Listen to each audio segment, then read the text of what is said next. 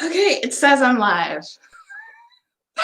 Oh my goodness, I'm so tired. And I had this idea to do a thing where I brought you to school with me because we're in lockdown right now and I can't think because I'm so tired right now. Oh my goodness. Anyway,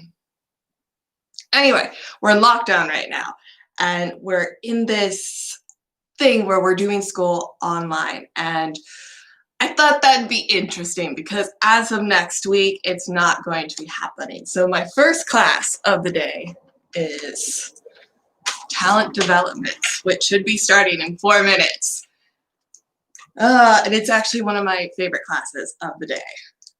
And then after that, we have communication, another good class. And then after that, it goes downhill. It really does. Wednesdays are always complicated because that's when the children have a half day and then I get to fight with programs for 4 hours. And who likes fighting with programs? But it should be good.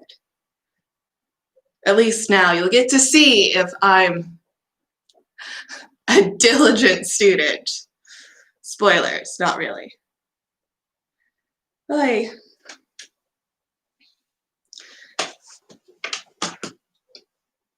Tomorrow is Thanksgiving, which is not a thing in Europe. Still a thing in my household, and so I'm planning to do the whole Thanksgiving dinner and whatnot, and that starts tomorrow. But I also have a German test. And so in between classes, I've been studying German verbs. These are the conjugation of the important ones. And then I made all of these cards for the present, perfect, and imperfect third person tense. And I just found out the other day that the test that I will have tomorrow is the practice test, and then the real test happens whenever we go back after the lockdown, which might happen next week. So yay, I'll have more time to study for the test, but boo, I might end up failing the test twice because, oh my gosh, German verbs, man, they're so, well, no, it's not that the German verbs are hard, it's that I need to know the German verbs in Dutch, and I have this thing that for a lot of them, I can remember them in English. I just don't remember them in Dutch, and that's going to be problematic because based on the examples that she gave, we have the Dutch verb, and then we have to give the German infinitive, and then we have to do the conjugation for the verbs. And it's knowing the Dutch infinitive, which is difficult because some of the Dutch verbs I don't know. Oh, looks like class is starting. So you guys will get to listen at least. Good morning, everyone. In the meanwhile, the time that the other students will be joining the class, I'll be just, checking your presence. So I'm going to take it in my list, okay? So Anna is here, Bill is here, Ibe is here. So that we won't waste any time in the meanwhile. Yoshia Maurits is here. Good morning. She's in a new place today. That's fun. It's a really pretty background. And it's flowers that are like lit from behind. Gives me ideas for future YouTube videos. All right, who else? Good morning. Lily, Monia. All right, good morning. Okay, so I'm putting it on my list. Monia. Very good morning. Then Rami, Sarah, and Thibaut, a very good morning. Very good morning. Oh, for those who are watching who may not know, you're in the class with me for talent development. Good morning. It's a very fun class. You'll enjoy it. Good morning as well. Good morning, Thibaut. Sarah. Okay. Good morning, Sarah. And the nice thing about this particular class is that a good part of our grade is based merely on just showing up for class. And my understanding is that the exams that we have, which happen in January, oh my gosh. Yeah, at 10:45, that's when we have the big 15-minute break, and I can do a huge rant on the whole exam situation in Belgium because it's 3 weeks. I've never had a situation where exams were that freaking long, and the exams for this class and the communications class, which is next, happen after the exam period. So I'm hoping that means that they're not difficult. Last week, anything happened? Oh, she's asking questions and I'm not paying attention. Pay attention, Kathryn. Because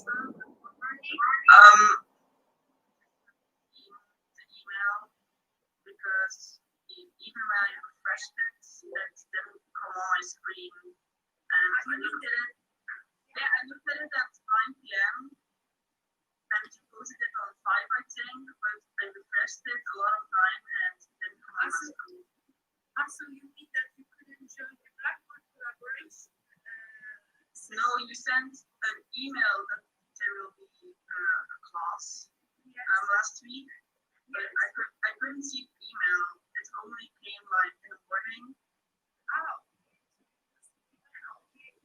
Ooh, it looks like we might be role playing today. Okay, I'll come back to that. Okay? Yeah, okay. Probably we have been talking about last week. Okay? Okay. Someone else has joined. Kiana, I think, has joined. Good morning, Kiana.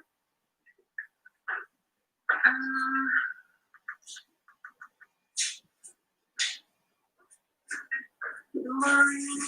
Then Donna is here as well. I see that there are people are watching. How are you guys? What are you Good doing? morning, Donna. Jennifer. Say hello. Good morning, Jennifer. As if I remember well, you were not here as well last week. Anything special happened? Jennifer? They overslept. Good morning. Or they just didn't come to class. Good morning. Team is here as well. We are about to finish the presents. All right. Olivia also comes okay. Yeah, it's something that we really cannot predict. These kind of problems. Yeah, that's the one thing that some of my teachers are not so sympathetic with the whole laptop situation. Like, it's sort of annoying because it would be very useful if all the teachers could record their classes so that we could watch them back later. Because for reasons, I've missed like 4 hours of classes because my internet was just gone. So, woohoo. Or my connection just dropped and I don't understand why. And so I got maybe every 5th word from the teacher. And it's it's so weird watching a class and not getting all the words. It's almost to the point like, should I even bother just sitting here because I don't understand what's being said and I'm gonna have to review this whole thing and teach it to myself. And the reason that they don't want to record the classes is because they say, well, people won't come to class. And if you look at how many people attend class, normally our class is supposed to be 40 people. And in most of the classes, we're getting 11. So people aren't coming to class anyway. So what difference does it make?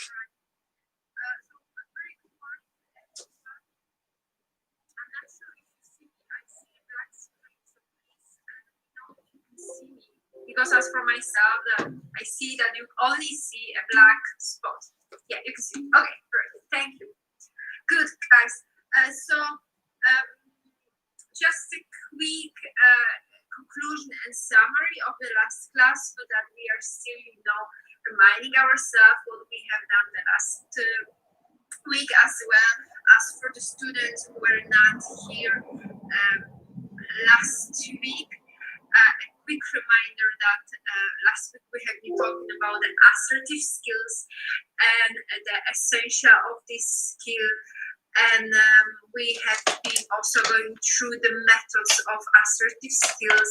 I have also given you exercise that we were doing during the class, and the student who didn't manage to send it during the class, you have sent it to me then by mail. I have also sent you a little feedback based on this exercise.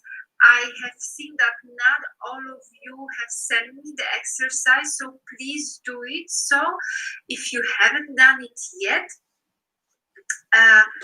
as well, the students who are not here the last week, please contact me directly after this class so I can tell you what is the exercise, or I will maybe put it on Toledo, so the students that they were not here the last week, you still have to make this exercise based on the assertive skills, and you still have to send it to me by mail. I'm going to put it on Toledo what exactly I expect from you, because we really have to go to the next topic, which is foreseen for today. So if I remember well, it was Jennifer, it was Olivier, and it was as well someone else who wasn't here last week. So please, after the class, it will be summer still today, because right after the class I have a meeting, so I won't be able to post it. But today I'll post the explanation to this exercise, so the students who didn't make it, who haven't made it yet, please do it. So because I will count it to your final evaluation.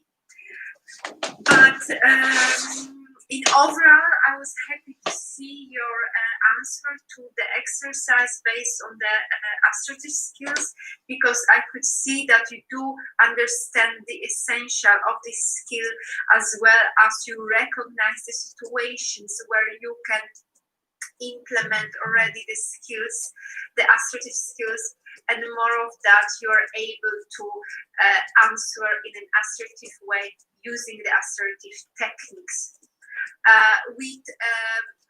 In the class of communication skills with Miss Tanga, you will be you will be having this topic further on based on assertive skills, but with Miss Tanga you will be having more insight on the communication part of this skill. So with me you had more insight to the social component of the skill, but with Miss Tanga you will be training this skill in a communicative way, that you will be formulating the message, the assertive message, even more than with me. So with me, it's talent development. You are able to recognize the situations, and you know the essential based on the skill as well as the methods, and you can put it in practice,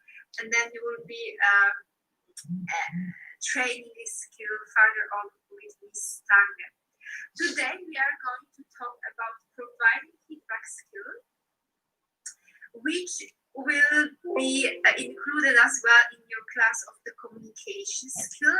So with me, again, you will recognize the essential of this skill. It just started, so right now she's just doing a review. Feedback in a more effective way. I'll be giving you at the end of the class as well but I think we're going to be doing role playing, so that should be fun to watch. You don't have classes today? Would like to go further on to the class, because today during the class I ask you for full attention, as I'm going to explain important facts based on the skill of providing feedback skills. So In the meanwhile, you will also see the presentation, but please stay focused. I will also post the presentation of assertive skills. I think I haven't done it yet in the Toledo class, as well as the providing feedback skills, so that you can come back to what we have done here during the class. So I propose, if you have a coffee together with you, if you have a tea, I do have my tea with me, so please take it, because it is the time when I will be explaining you the essential of the skill, and I will be also... I'm sorry you had to do that, Claire. Like, I understand that though, because for myself, we're going to be going back to school maybe next week, and I'm really worried about that, because I don't want my kids going to daycare either. Stay with me.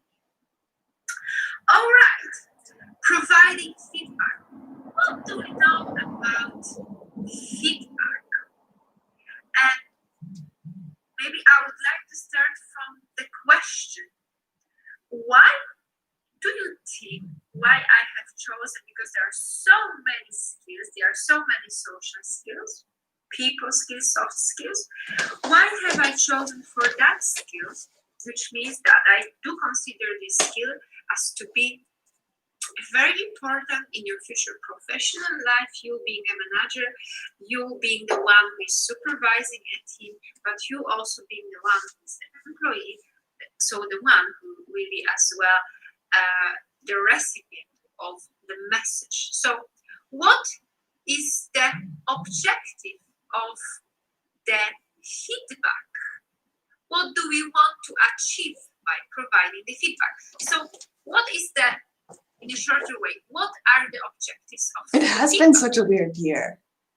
So this is the moment that I sort of regret signing up to school this year, because I wish I'd waited till next year after the vaccine came out, if I'm honest. Speak it out.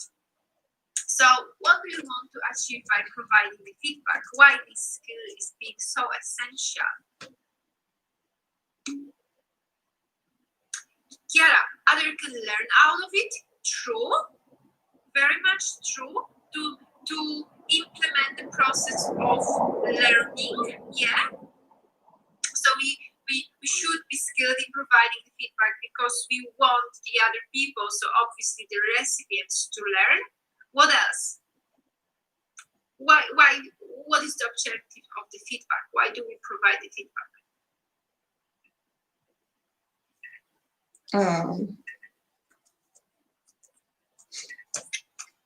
No other idea? No, okay. No, too early? All right. So, we do say in communication that the main goal, the main objective, oh, there is a message, so that you can get your message across. Yeah, the objective of the feedback, not look, now you look at the slide. So the objective of the feedback is that people will get the message across, that the people will get the message that we provide them. Anna, to address and to fix the mistakes. Yeah, to address the mistake, to state the issue, and to put as well the desired change, if we come back to the skill of assertive skill. Yeah, that's all true. And now I'm going to the next slide, so you will all see. The main objective of the feedback, it's all what you have said already, guys. Do you think you'll go back next year? And this is a very important, like after the vaccine, and hopefully when the pandemic has calmed down a bit? Heals in the other people, because that will be a criticism. Providing a constructive feedback, it has this aim to help the other people to see how they have improved and how they could improve their performance at work, at the workplace, or how they could gain the new perspective at the workplace. So the improvement, gaining the new perspective to address mistakes, okay, and to fix them, to put the message across, to learn. These are the main objectives of feedback. Good morning, Rian. You are here as well. Good morning. Make sure that the next time you are on time, because it's already 15 minutes that you're late, and we have already started the class. Okay. The next thing that is being important when we speak about providing the feedback is that the feedback is not necessarily the same thing as criticism. Criticism is a completely different thing. So there's a second thing, a part of the objective of the feedback. This is what we need to remember, that when we criticize someone, we put only kind of the heels. I like to say that we put the heels in the person, that we only say and we only mention what this person has done in a wrong way. And this is not a feedback.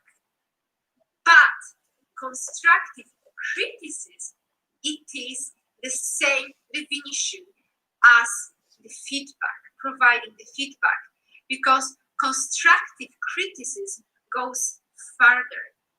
When we give a constructive criticism, we pointed out what the person has done in a good way, I would say. So we point out the good points, but we also point out these weak points, I would say. So providing a feedback and constructive criticism, we can say that it is quite the same thing. But providing a feedback and constructive criticism, it is not the same thing as the pure criticism. It does not focus only on the weak points. All right? And if we ask the managers how often, how many times per day they tend to, or they do provide the feedback, or they give the constructive criticism, then we can get a kind of quite. That's so cool. I'm really happy that you were able to find a job. I can't English today. Your people, you as a team worker, you as a chief of the team, you as a manager, you as a person who is having your own company, you will be providing this feedback on a daily basis. So for this reason, I found this skill as to be very essential in order to be an effective manager. When we talk about the feedback,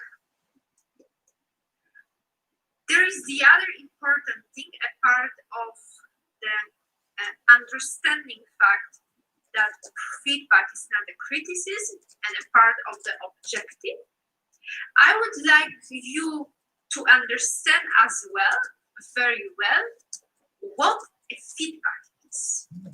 So we know already the objective of the feedback, but in fact, if someone who doesn't have an idea about the feedback, so if you would have to explain a person who doesn't have any idea about what the feedback is, how would you explain it? How do you understand the feedback? What is a feedback? In fact, what is that, a feedback? How do you understand it?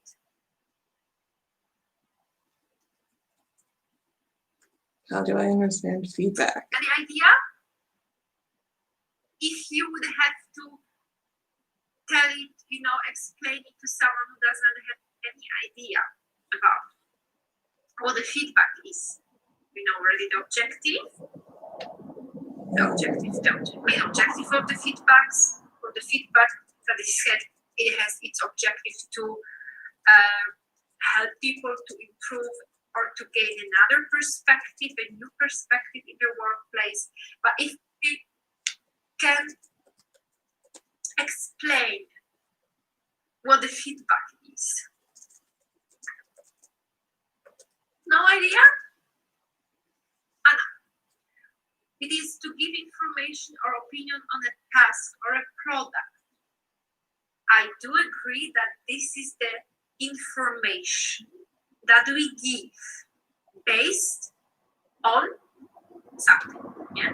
Here in your example, it is a task or a product. It is surely the information that we give. This is something that we provide people with. In that case, the information. I'll give you the example. Imagine you are sitting in a restaurant, you're sitting in a cafe. At this moment, not possible at all, but we can drink, why not? Imagine, so you're sitting in a cafe or a restaurant after the lockdown is done, and once we come back to the normal life, and the smell down of economy is, growing. Imagine, so you're in the restaurant and you are sitting and you're enjoying, and you are not a smoking person. You do not smoke. And there is someone who is sitting next to you, and this person smokes. And you know it very well that the fact that someone smokes, so the smoking fact, it disturbs you. So you're a nice guy, you're a nice person, and very kindly you say to the person Not a nice person next to you, you say that the fact that he smokes is disturbing you. You do already provide a feedback. You do already give a constructive criticism. You do already give a feedback. Oh, hey, great, Susan. Because a feedback. Thanks for stopping by. Communication. You're up really early. It is a communication. Feedback, it's a way we communicate. Yeah? It's one of the components of the communication. So a feedback is any communication. I'm actually in class for talent development. About someone's behavior. Oh, and I'm so happy to hear that you'll have a nice binge watch, Claire. Affects on you. So if you but life has been otherwise not boring, but busy. So you give this feedback. I've been studying a lot because exams are coming up. Behavior, because this person smokes. So this is a behavior that you describe, and this behavior affects on you because it goes on you, and obviously, it affects you. So already that fact brings you to the information that you give, that you share with the recipient. So I'm still getting notifications. Once again, is any information that you give to a person based on the behavior, about a certain behavior, and this behavior affects on you.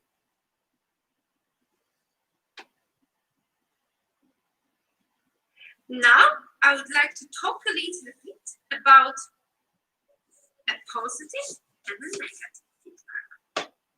Most probably, you have already heard about a positive feedback and a negative feedback. Yeah?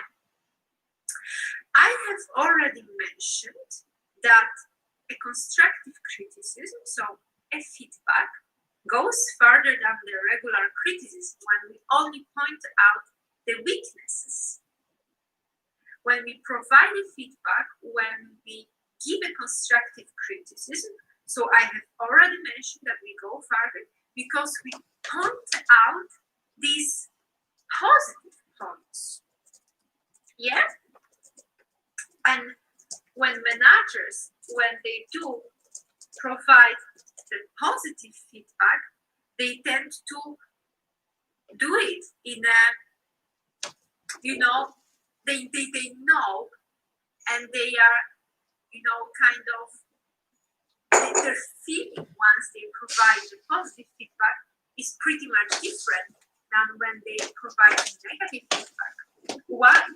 Because when we provide a negative feedback, we never know how the person could react on that. Sometimes the emotions can be included. When we talk about the weaknesses of a person based on the task here, based on the behavior, we never know how the person would react on this negative feedback. Because this negative feedback can meet a rejection, can meet a kind of, I would say, feeling that you are just putting the person down. So there is a kind of risk when we provide a negative message, when we give a negative message, you know, we have this kind of risk of we do not really know how the person can react on this negative feedback. So you already know that when we provide the feedback, it includes the positive part and the negative part. We will go back to that in a few minutes. But first, I would like to focus on positive versus negative feedback. So if we know that this negative feedback can meet a rejection, do you think we should avoid providing this kind of feedback? That we should only focus on positive points and that we should avoid the negative points so that we won't meet the rejection and dissatisfaction of the recipient of the feedback? How do you feel it? What do you think? That you, being a manager, you should avoid providing a negative feedback because you do not know how a person would react on a negative message? What do you think?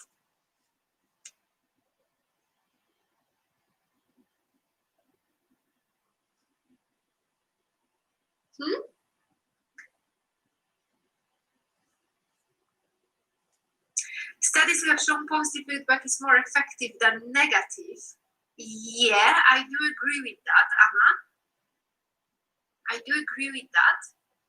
But I would like to hear some other opinions. So do you think that when we provide the feedback, we should only focus on positive points and we shouldn't mention the kind of points, like I would say, that the person has done in the wrong way? We should avoid it. There should be a balance. No, we should combine them. Yeah, exactly. First positive, then negative. Yeah, I think you need both because without the negative, others can't improve. True, Jennifer. I think providing feedback is necessary sometimes, but we shouldn't say it in a rude way. I do agree with that. I do agree with all your statements. We do say in a communication that we shouldn't avoid providing a negative feedback.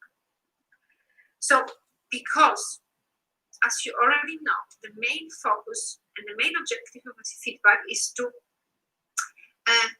kind of put the person forward, like to take the person forward, I would say. And if we do avoid these weak points, the person does not know where or how she could improve if we only focus on positive points. But there are some things you should know once you provide a negative feedback, so that the person would understand better your message.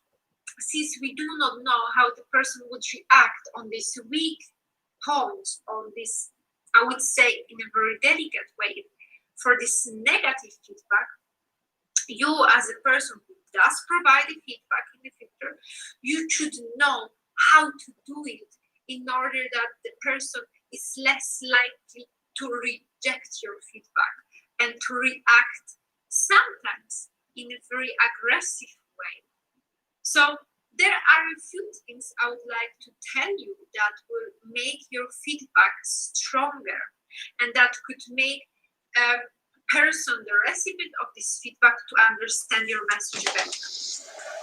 First of all, if this, I would say, negative feedback is given by the person in the organization, in the company, who has already earned a certain respect in the company, who has already gained respect, who has a higher position, then this kind of feedback is more likely to be accepted. If you provide a feedback to the person that has the same position, is at the same level as you, this person would say to himself, who you are to tell me that. Who you are, you are just like me. So this kind of feedback can lead to rejection. This person would disbelieve. But if this negative feedback will be provided by the person who has already earned their respect, who has a higher position, the recipient of this message could say to himself, yeah, this is a smart guy, this is a very experienced person. It might be true, I should have done it in a different way. Maybe I should include some other aspects in my report. Yeah, it might be true. So the first important thing once you do provide a negative feedback is that it is most likely to be accepted once it is given by the person who has already a higher position in the organization. The second thing about the acceptation of a negative feedback is that it is more likely to be accepted if you provide a real example. If you do not give a kind of vague message, like if you have the examples, if you have the numbers, if you have the proof, the person is more likely to accept this kind of feedback than to hear the vague message. All right? So these two points are being very important once we provide a negative feedback. Something else that you should know about feedback. As I have already said, that the feedback has its objective to help people to improve or to gain new perspective, but also mostly at the beginning, if you are new at the workplace and if you are just getting familiar with the task, it is very helpful if you will receive a feedback regularly as an employee based on your tasks so that you know where you stand. So the fact that we provide feedback, especially at the beginning when person begins the job, it's like in a first phase, this kind of feedback can help an employee to set the goals. Because at the beginning we do not know where we stand in the company, so we do not know the goals yet. So if we do provide the feedback, we help the employee to settle the goals in feedback and to see how and where he stands in the organization. A feedback, the fact that we do provide a feedback, it is also an indirect way to motivate the people. So this is also an indirect way of a motivation on how you can motivate your employees. And then most of the times you include this positive feedback. All we want to, have in our life is that to see that someone cares about us. And the same is kind of included at the workplace. We want the other people to see that we are here. We want them to care about us. So if we do provide the feedback, if we communicate with people, if we kind of notice them, we do send also an indirect message that we do care about them. It is important to let to know your employee, as you're a supervisor, that you care simply about them, so they get this boost of the motivation.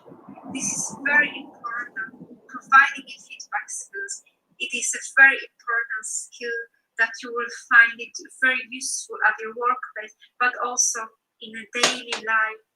For this reason, I would like to go further and to give you a little bit more idea on how to provide the feedback. So once you know the objective of the feedback, you know what the feedback is, you know that the feedback should include positive elements but also negative elements.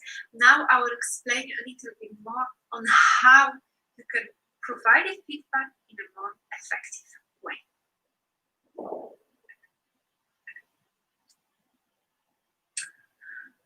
I have pointed out 5 elements that I believe that which can help you to provide a more effective feedback.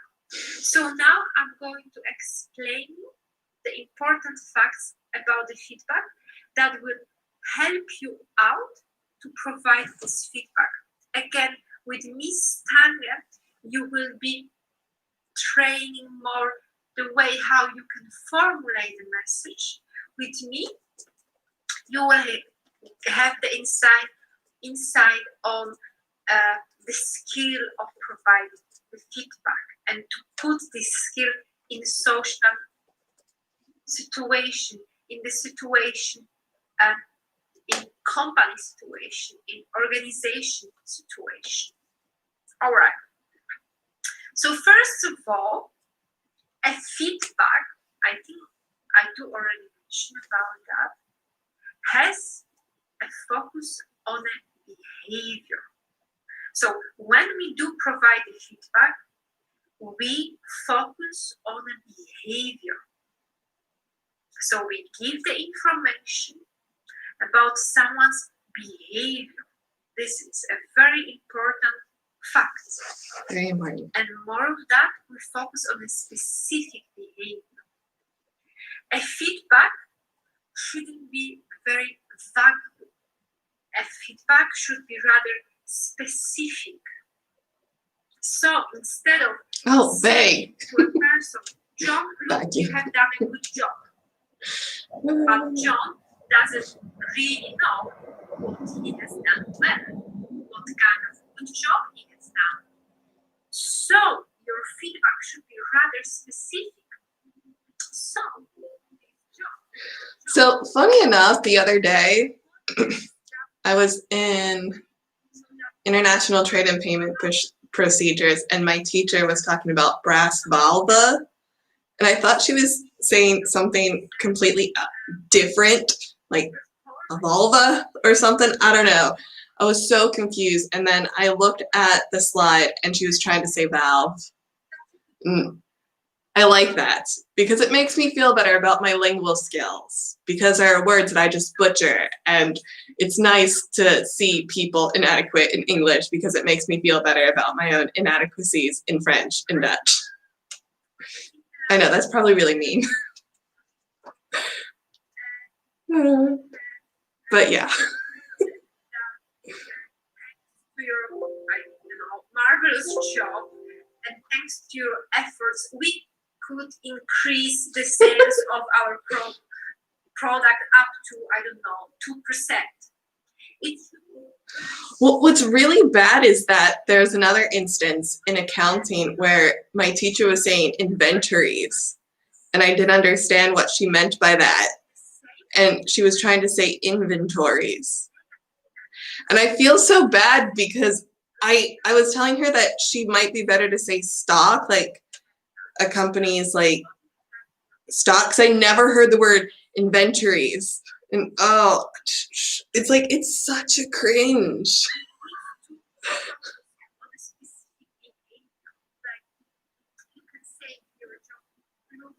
Because in some cases, I wonder, should I correct their English or should I just let it go?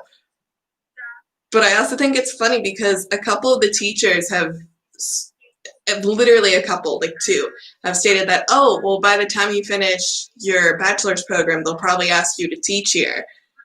And that was a very interesting prospect, except for the fact that teaching in Belgium requires that you are open to going to whichever campus of the school that you're working with. So specifically, if I worked with Vives, I'd have to go not just to the Kortrijk campus, but also the Bruges campus, and there's another campus. And I don't want to go to Bruges. It's too far. Like, Kortrijk is too far.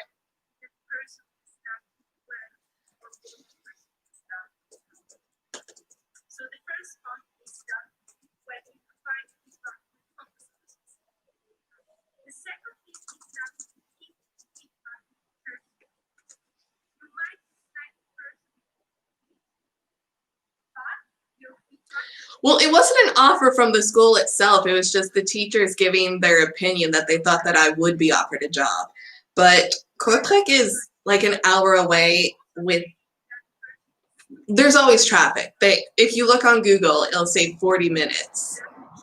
But that's a lie. It's an hour plus if there's really bad traffic. And then I think Bruges is an hour, probably more. I'd have to look that up. Bruges.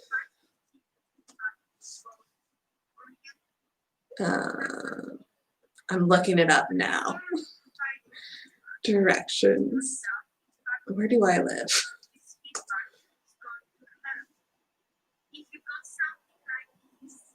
Yeah, the internet says it's about an hour away, so probably with traffic, it's going to be an hour, 30 minutes.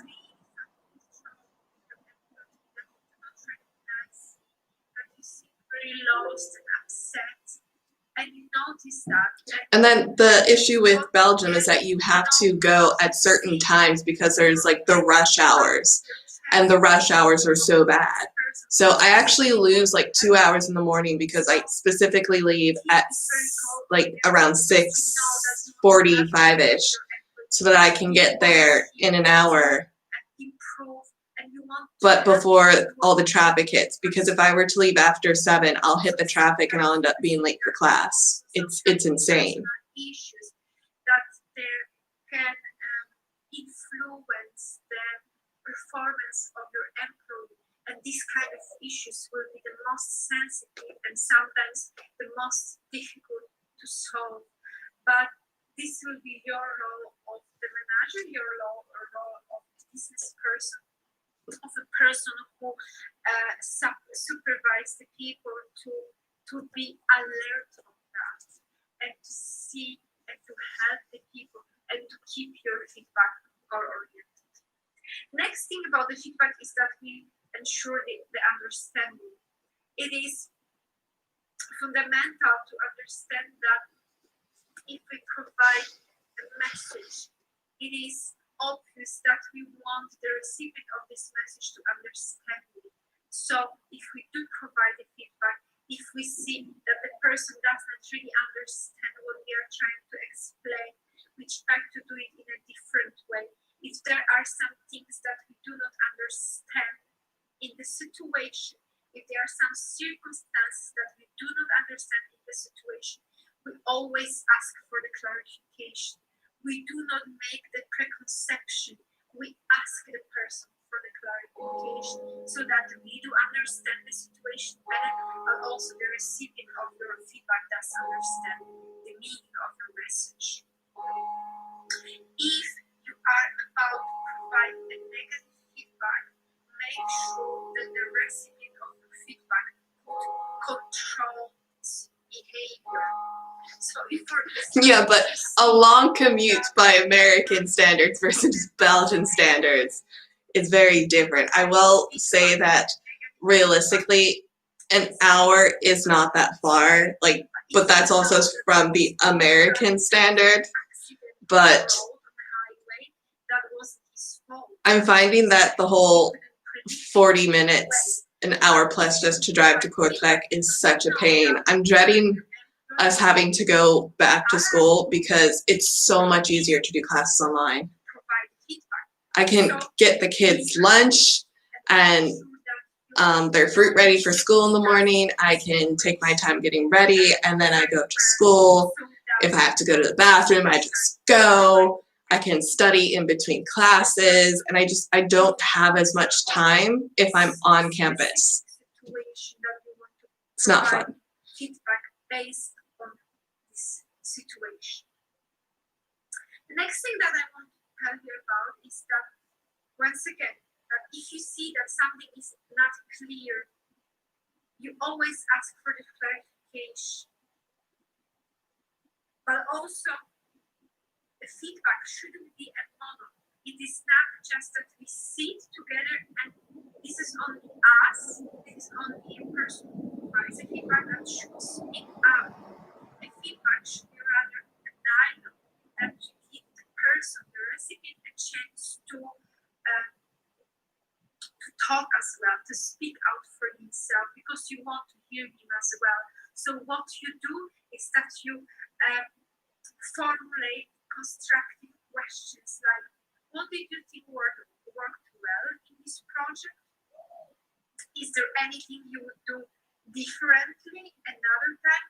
Because you want to see also how this person sees the situation as well in order to provide an effective feedback. What was your inspiration for that? Do you think it worked well? Do you find this worked? Do you have any idea where we could apply it? So, the feedback, it is not only a monologue. You also formulate constructive questions so you can include the recipient of feedback. You know, Claire, I think my school is planning to do the same thing, and feedback is rather a conversation. I think it's a mistake, The person to speak out. and it's very frustrating because I'm lucky since I have the ability to drive, but most of the students are working on getting their license, so they have to take public transit, which now is not the time to be taking public transit.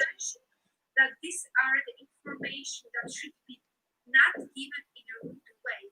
So you should. So I feel mostly bad for the students that will have to go back to school and then get on public transit. Like, I originally planned to take the train and or the bus because I'd end up losing more time, but I figured it'd be less stressful because I wouldn't have to drive. But then in the back of my mind, I thought, oh, wait, no, there's a pandemic. I'll just drive. You should know what you're talking about. It is very easy to accuse the person for something. It's so annoying because it's like the government is saying So you make sure it's too soon for people to relax, and the schools are like, no, people need to go back to school. And I'd much rather not go back to school now and then have the ability to go back to school during the exams than to go back to school now and then not have the ability to go back to school during the exams. It is not about putting the heels in the person. So it should include also always positive comments. So we go to the next point. A good feedback should always include what the person has done in the right way. You should always be looking for some points that you could put it in a positive way.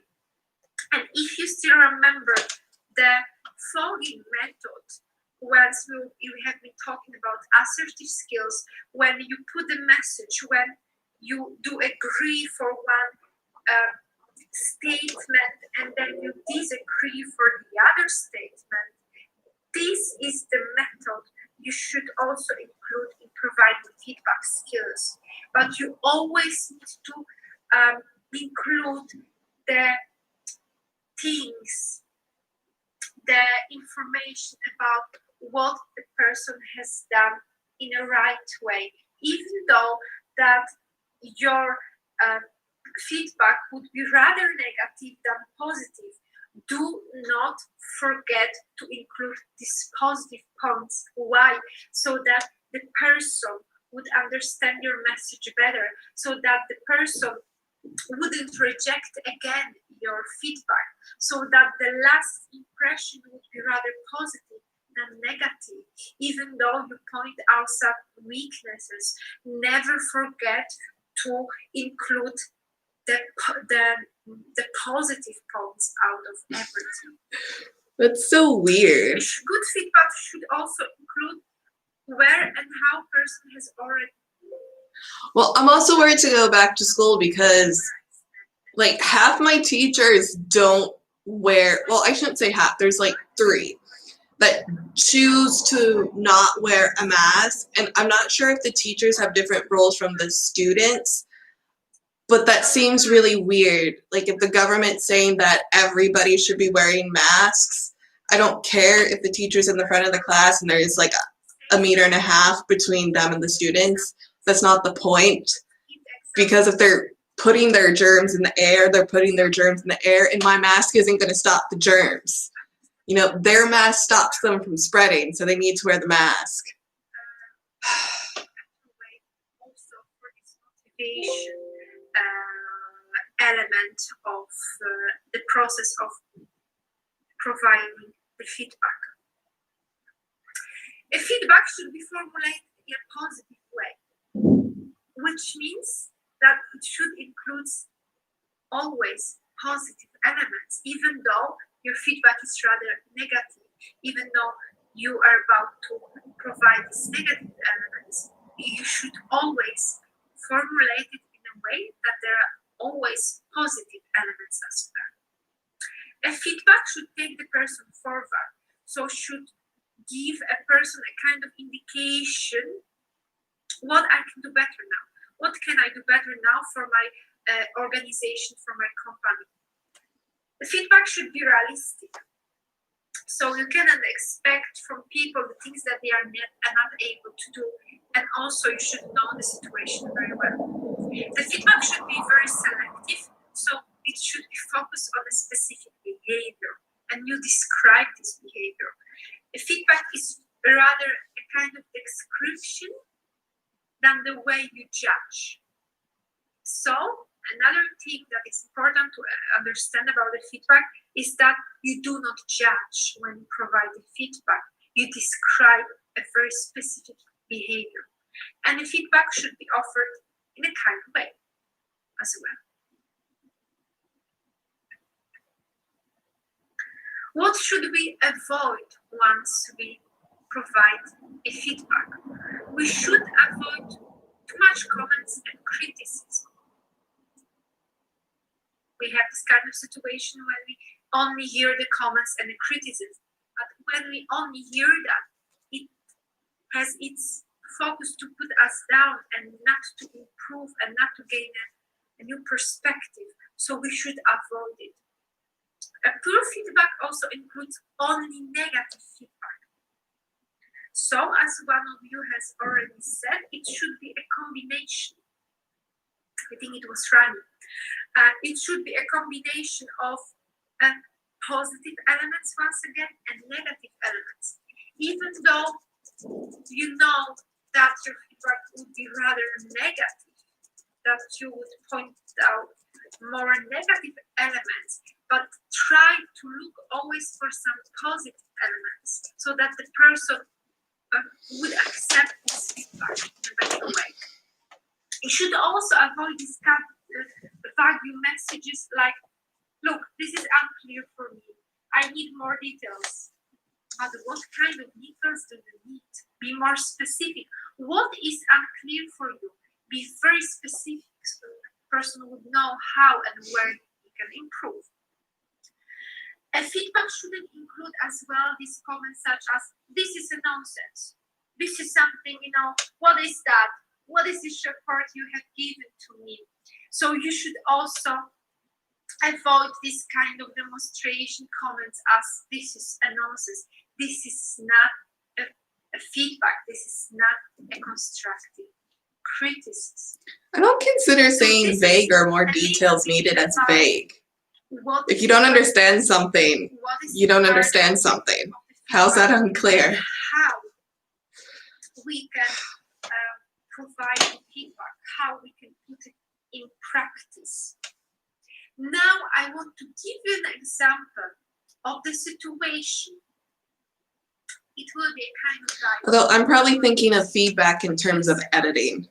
I want you to read it because that would be an example of a poor feedback where in in the final way, the people who were participants of the Or feedback in terms of conversation reviews. didn't arrive to any conclusions. And the reality is that no matter what you say, if you say something negative, hell, if you say something positive, somebody's going to be offended. Where people did arrive into conclusions because they have already implemented the methods of feedback. So first of all, I would like you to see the first conversation where you will see that the person provides a very pure feedback. And finally, there is no conclusion to this situation. Okay, this conversation is great. It's, hi, John. Hi, Sunil. Sunil says, I saw your report. What you can see You must is that the person does not explain the situation. Okay, Sunil says, I saw your report. You must prepare it again, and that too today itself. That doesn't make sense. And Jen says, but why? And Sunil says, I'm not getting any results from it. John says, I'm not going to do it again, and that too today is impossible. Sunil says, John, try to understand, I need it today. And then John says, no, I don't have time. Sunil says, you must. And John says, I already told you no.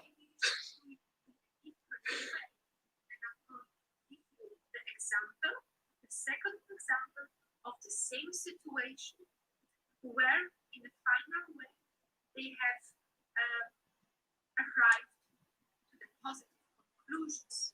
I want you to read this example as well. This one is, hey, John, how are you? Hi, I'm fine. And then Suni says, I saw your report. I think we missed some analyze in it.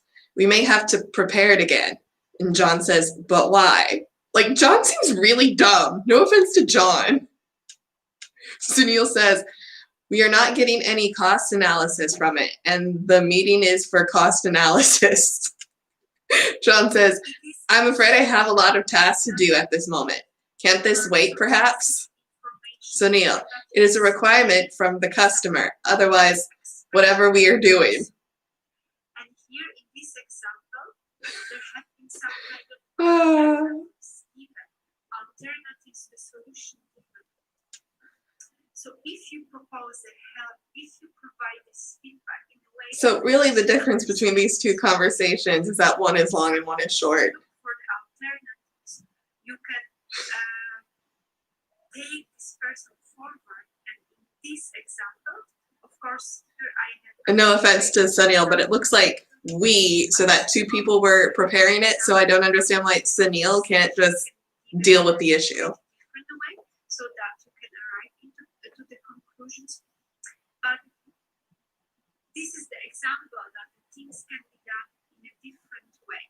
You have to make sure that people understand what you want them to do, so that this task would be done.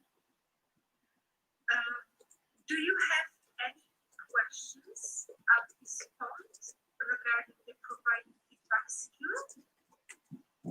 Do you have any comments or questions? Because I think we have to finish. Nope.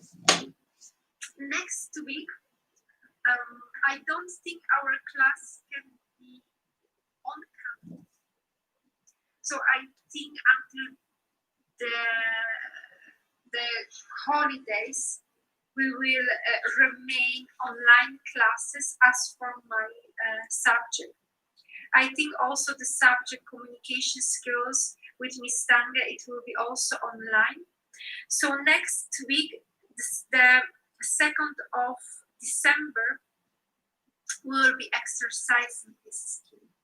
So I'm going to give you the study case and I will ask you to exercise this skill.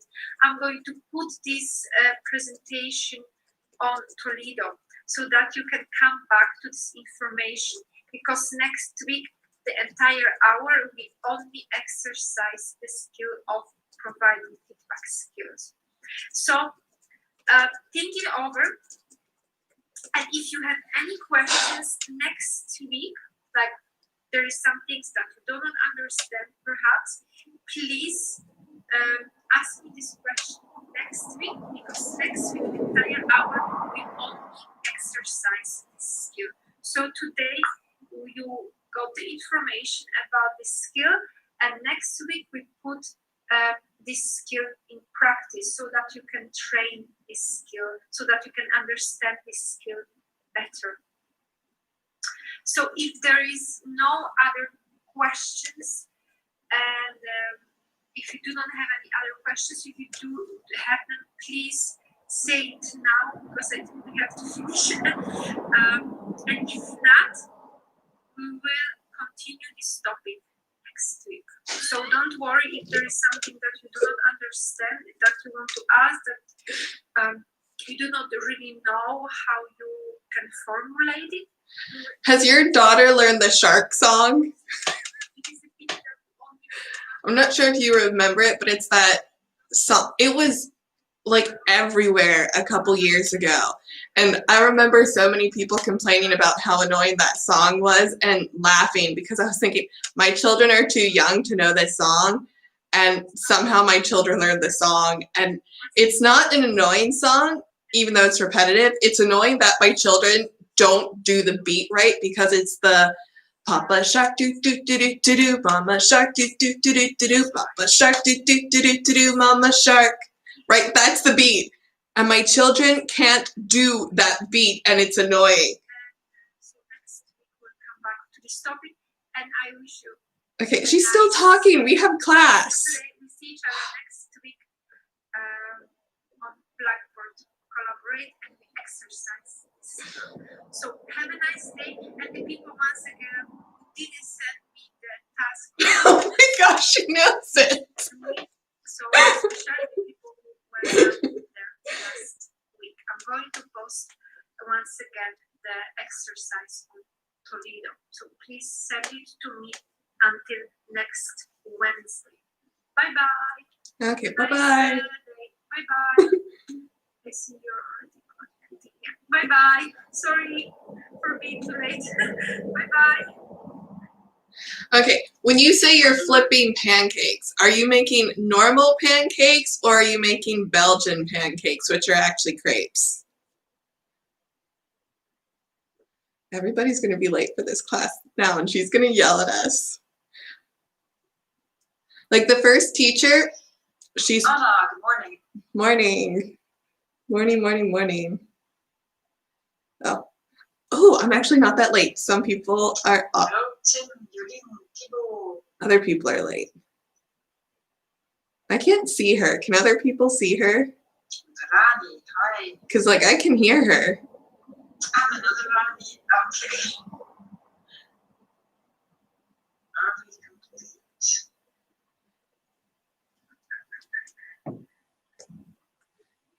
Brian, yes. Jennifer. Wait. This is one of those... Ooh! American hotcakes. Oh my gosh, I want to come visit you.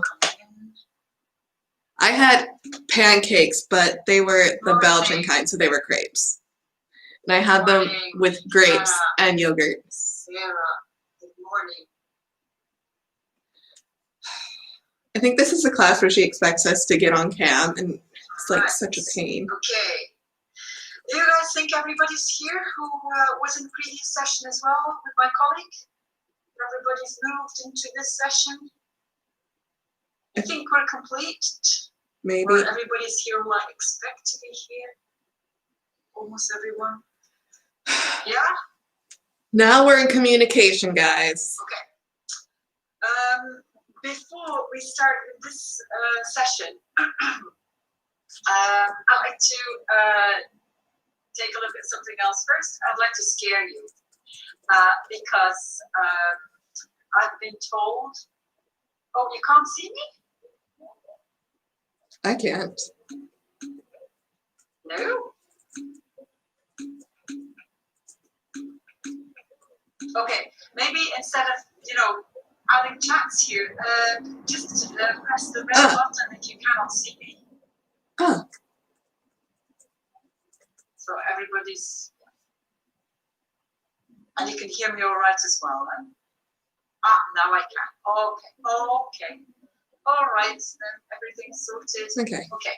It's better. I can see her now. Yay. So, just scaring you a little bit. I've been told that no class representative has stepped up to represent your group yet.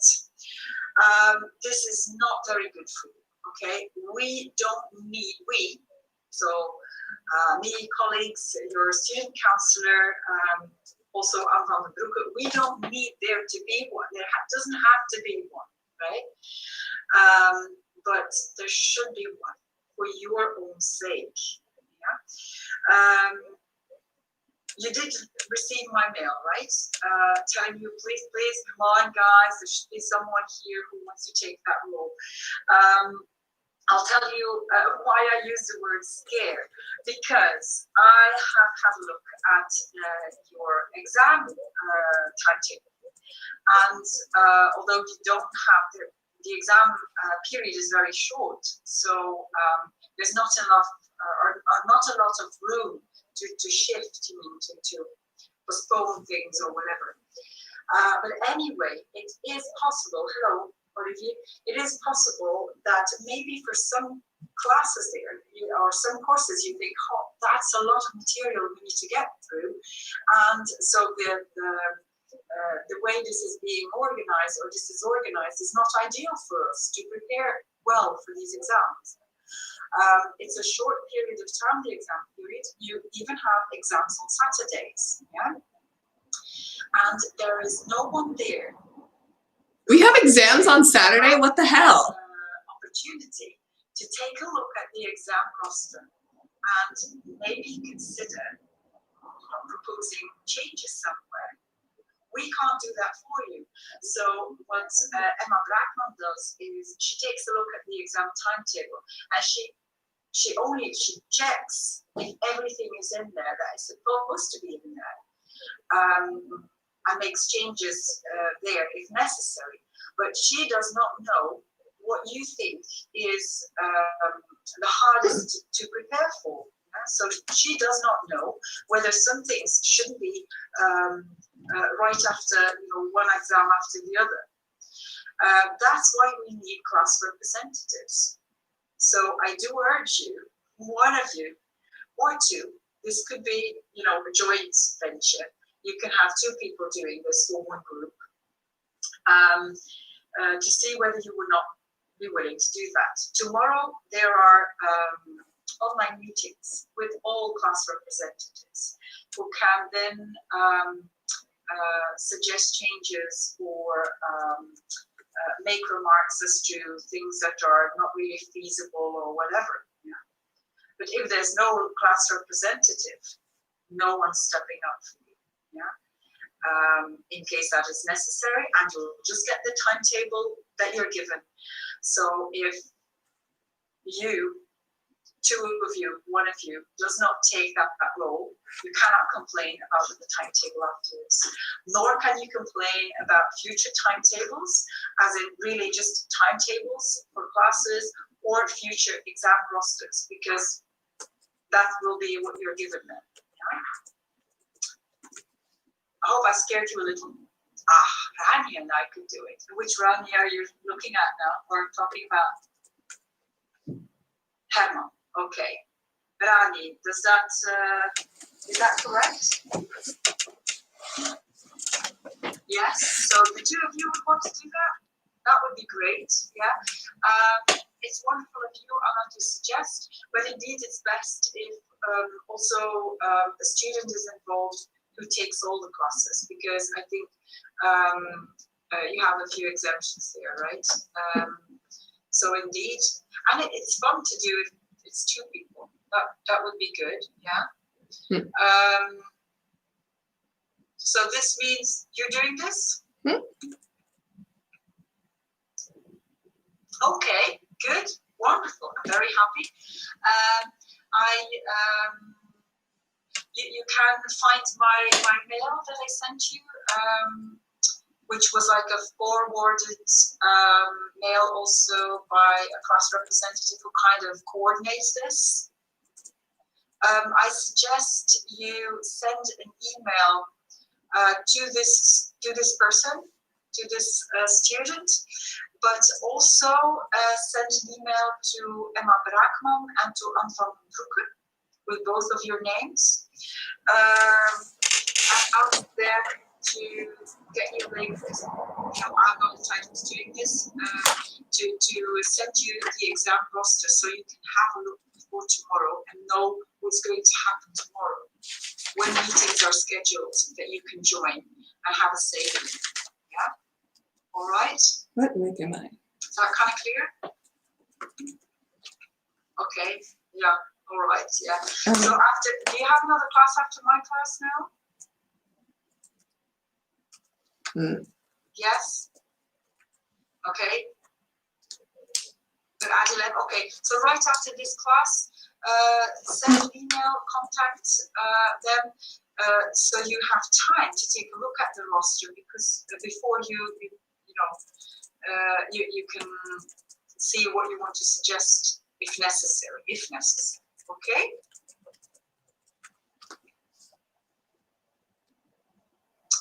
There are 2 meetings, I think, tomorrow. I don't know when exactly. I think there's one from 2 to 4, but there's another one as well. So you might want to find that out also, especially for Rani. As Rani, you're taking the English test tomorrow, right? Between 2 and 6. So that would then mean you would probably have to do it between 4 and 6, the test. I think that one of the meetings, so about the exam rosters, I think is from 2 to 4. But I'm not sure. Okay, all right, great. Yes, thank you very much. I'm happy. All right, so I'd like to move to business at hand and communication skills here. Thank first you. thing I'd like to do is have fun playing pirate. Have you do another conversation like the one we did last week about kissing, hugging, when you greet someone or something like that. You talked about that last week, and I'd like to do another exercise this week. Yeah. So I'll first show you or remind you of what the exercise looks like. So this should pop up in a minute now. Yeah. Can you see it? What am I looking at? Yeah, I suppose you can. Yeah. Yes. Well, thank you.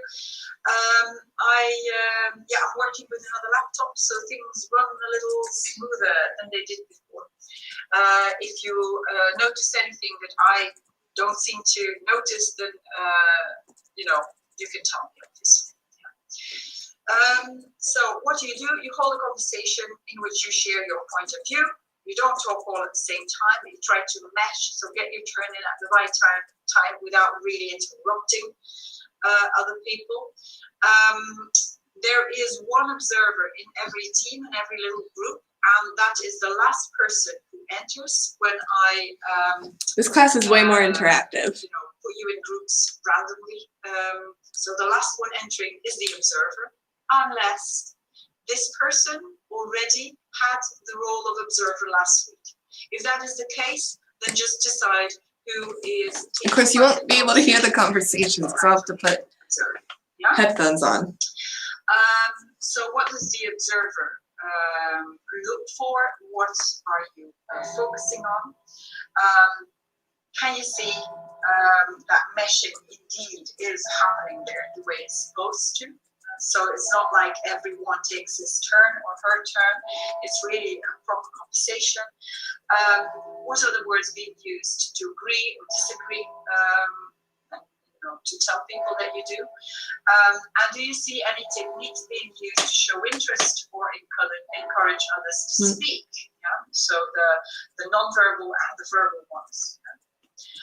So take some notes if you're the observer, so you don't forget, and you can give some feedback afterwards. Also, when we have a look at this in class afterwards, so in the main room afterwards. Yeah. If you think this is a conversation, we can round up, reflect on how it went, and listen to the feedback the observer gives, and potentially also give some feedback yourself if you have noticed anything remarkable. This could be positive or not so positive, right? Okay, what is the conversation about this time? This is input on the topic. You're going to talk about public transport or using your car or bike. Is public transport popular where you live? Sure, Do why you not? use it? Why? Why not? Are you more keen on getting around by bike or by car? What are the consequences of your choice? Have you considered safety as well? Do you wear a helmet? Do you think you should, even if you don't? Why do you wear one or why do you not wear one? And what about the impact of your choice and other people's choices on pollution and daily traffic jams? Explain what you think about this. Try to convince the others of the choices that you make or what you think is best. Potentially there's an extra point. This is extra, right? This should not be the topic here. Yeah? But an extra point you can add to this discussion is due to the current pandemic, use of public transport or use of bike or car has changed in the past few months. How come and what do you think about that? Do you think we will or we should go back to what we did before? Why or why not? Okay, it's a pretty easy topic. So think about this. This you can no longer see if I put you in groups, I believe. Okay. The other parts you can find on Toledo, right? But I think you already know how to do this. Right? So it's basically about using car, bike, public transport, and all aspects. This includes and all impacts that has on the environment, being climate or comfortable commuting, whatever. Yeah. All right, is that clear enough for everyone? Yes. Just let me know if it's not, if you have a question. Is there someone who has a question? Nope. No? Okay. In that case, I stop sharing this and I'll be putting you in smaller groups. Small groups. Now I get to talk. So much fun. Oops, it's not what I wanted.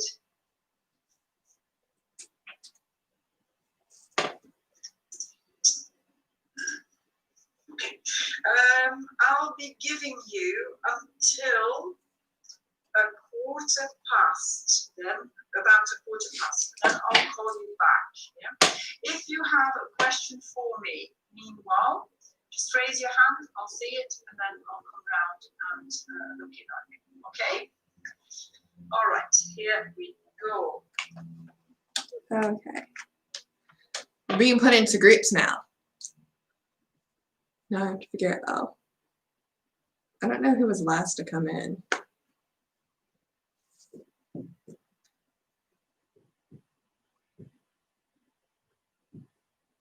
Okay, I can hear. Who was the last to come in though?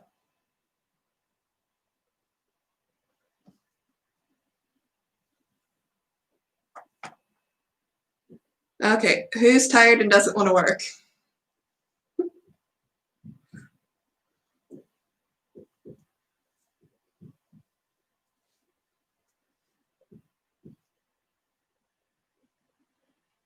Well, do you guys not have mics? Okay, well, Manya doesn't have a mic. What about Ryan? Do you have a mic?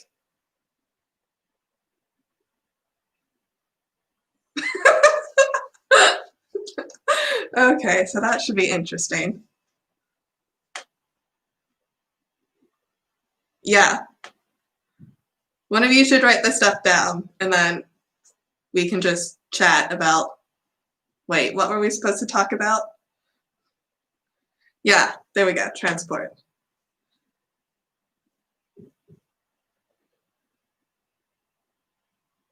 Ryan can type really fast.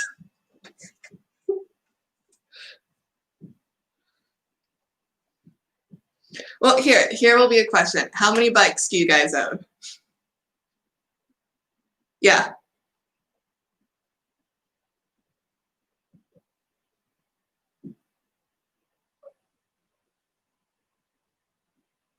Goodness.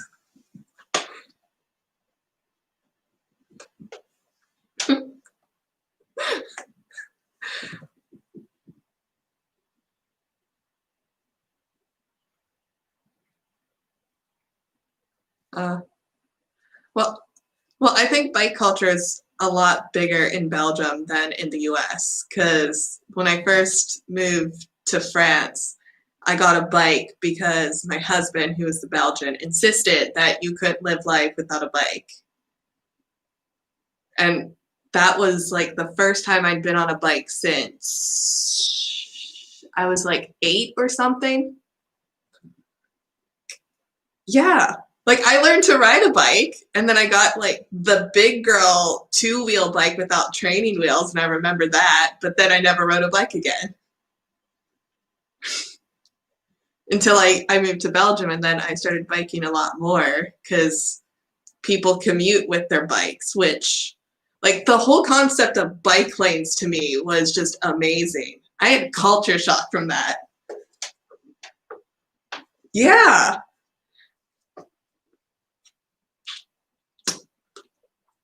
No, because the cars want to kill us. Like that's the whole big difference is that people over here won't even wear helmets because they feel they're that safe. Whereas when I'm out on my bike, I just assume that the cars will go out of their way to hit me. But that's just me.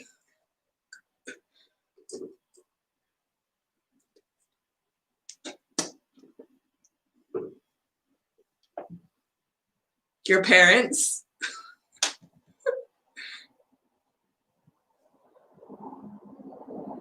Well, I think it's also different because we have things like the school bus, which actually take us to school.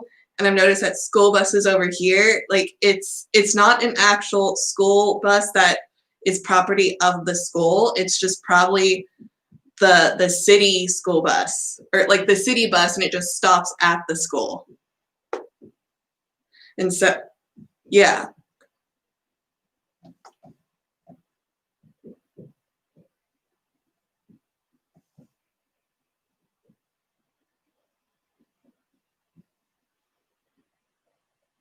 yes.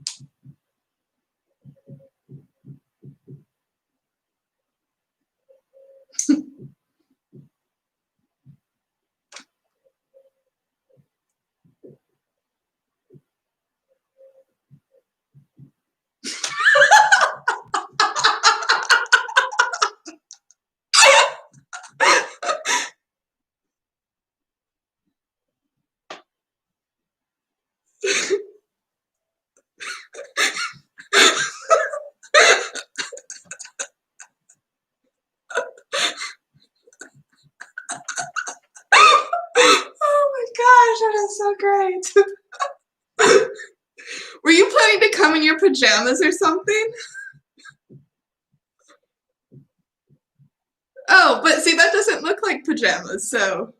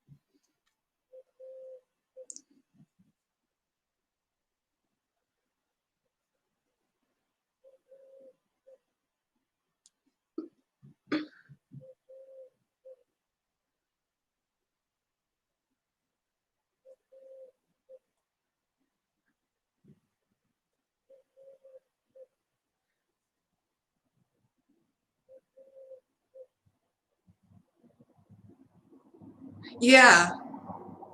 Yeah, you don't have that for high school.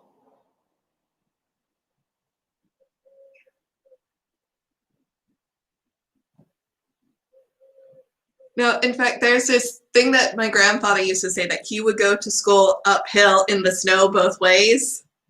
And I feel like you could say that in Belgium, except you go to school like in the rain every day or in the snow, no matter what, but it's on your bike.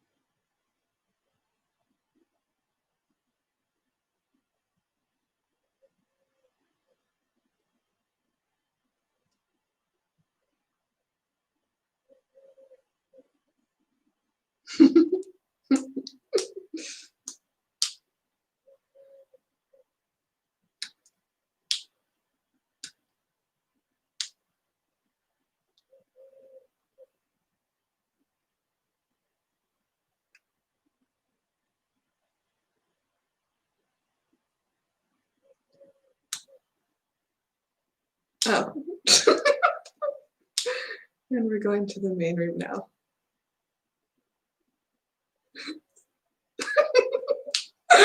Oh, it's so funny.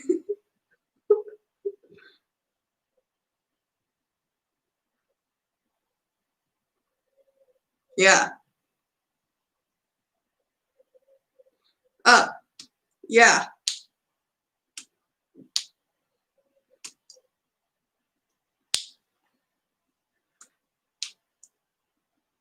It's funny because whenever we're in the groups and we leave the groups, everybody automatically gets off their camera. It's like, snap, really fun. Or not really fun, but fast. Oh. And it looks like we're gonna end up in new groups now because she pushed the wrong button.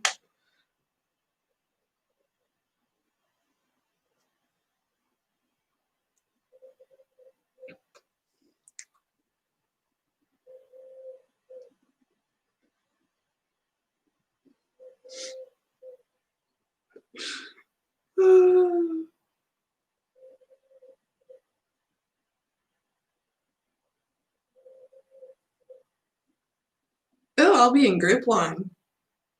Who's in my group?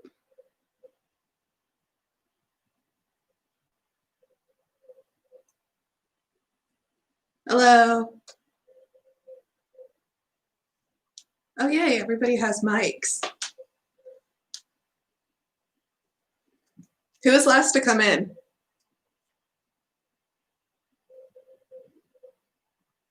And who is me? Oh, okay.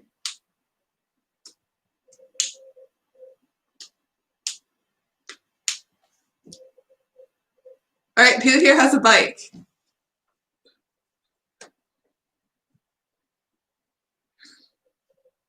Do you have more than one bike? And you don't use any of them?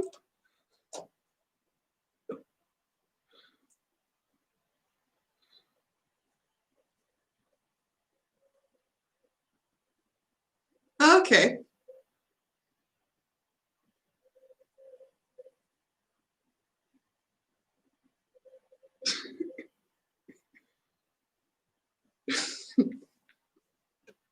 Anybody else?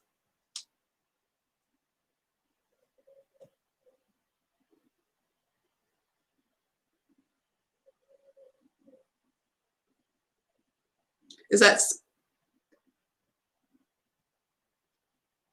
for when?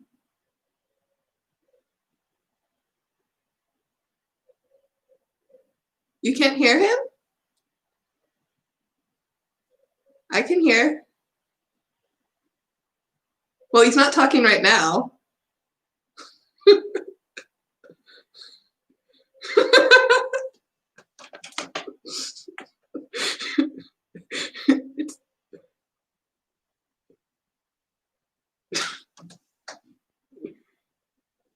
Wait, are you allowed to still ride your bike if you've had like drinks afterwards?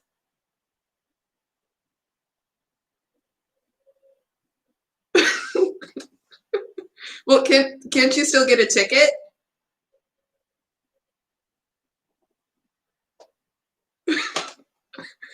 Because I know that if you're texting while you're on your bike, you can get a fine.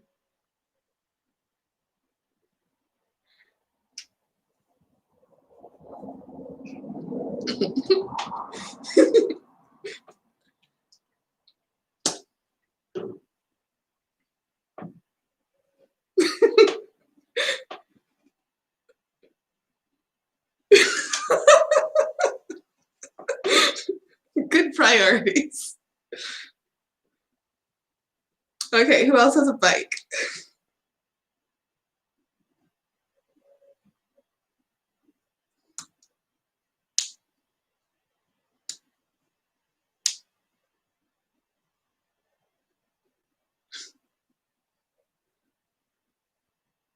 I do.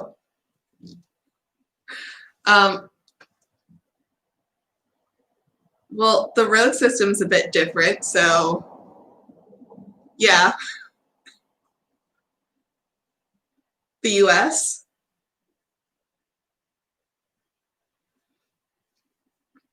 Why? Is he American? Or does he just work there?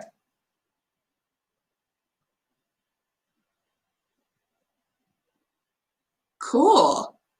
Well, that must be difficult if you're living in Belgium. For real? Oh, well, you are a college student, so yeah, that makes sense.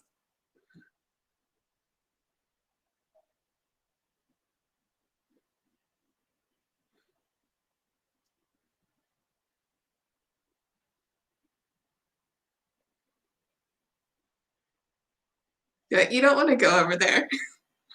School's expensive.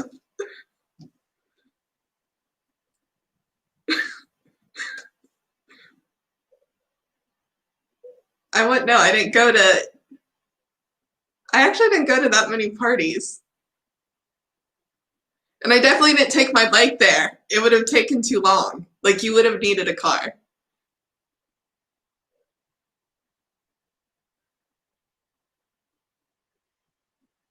Okay, that's true. There is Uber, but Uber was a bit before my time, so that didn't exist like 10 years ago.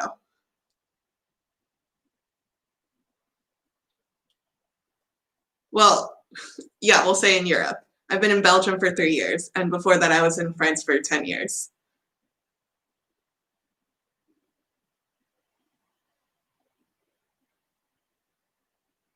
Yes, and a little Dutch.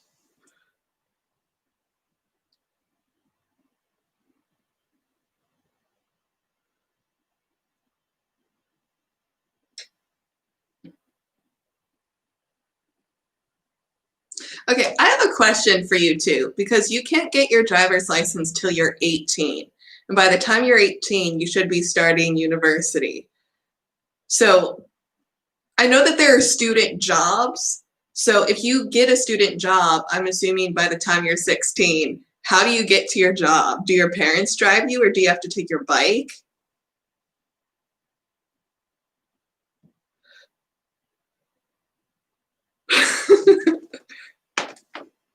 That must be like really.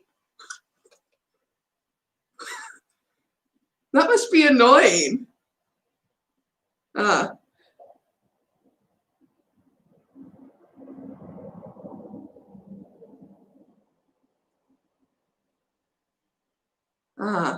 See, that's part of the reason why people get their license when they're 16 is so that they have a way to get to work. Because you're supposed to get a job when you turn 16. At least in the States, anyways. Not everybody does.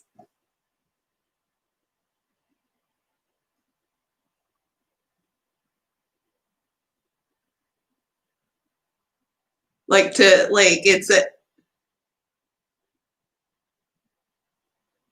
like right now.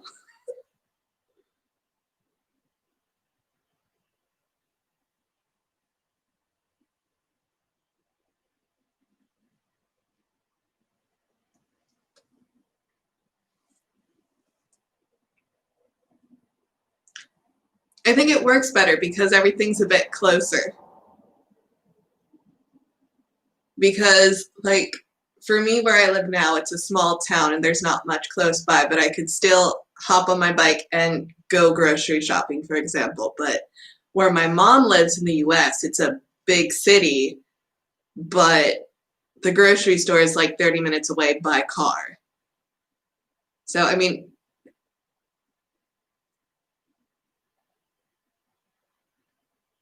oh, is that why? Those are really big. And I was really surprised by those because nobody really uses scooters.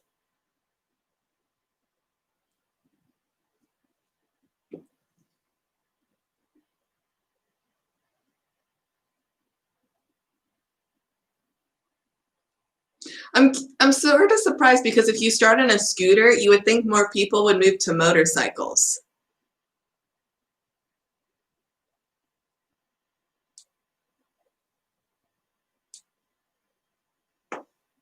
Well,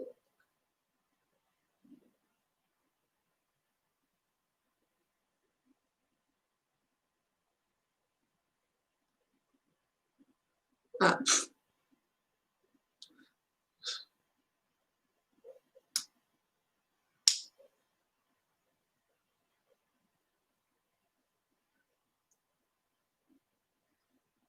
so it just ended.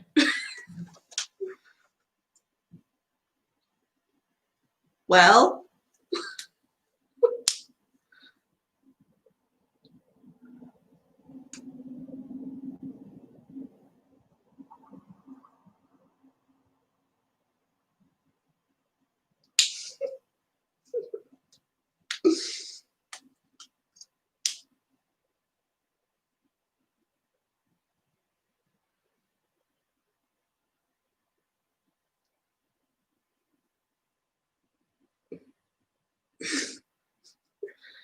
uh, the funny thing about these exercises is that there's supposed to be a part where we stop talking and listen to the observer. And so far in all the groups that I've done this in, we haven't done that. We just keep talking.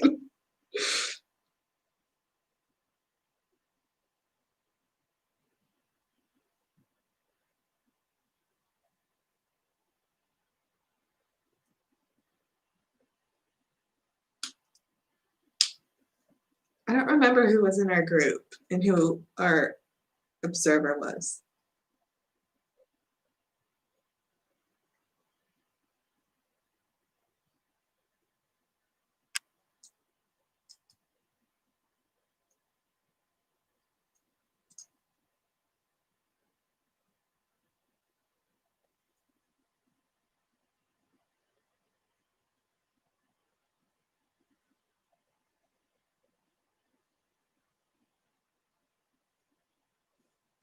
Not the same opinion. Okay, but that doesn't mean that they had a very good meshed conversation, did they? Well, there was almost always one person that started a conversation, and then the other ones just waited until the first one ended, then they just took on after. So would you then say that you couldn't really notice proper meshing, that it was just one after the other instead of really conversation? Yeah, I could say that. Yeah, so it could have been better then. Yeah, but I think it's just hard because it's online. Right. And did everybody have their camera on? Yes. In my second group, it's.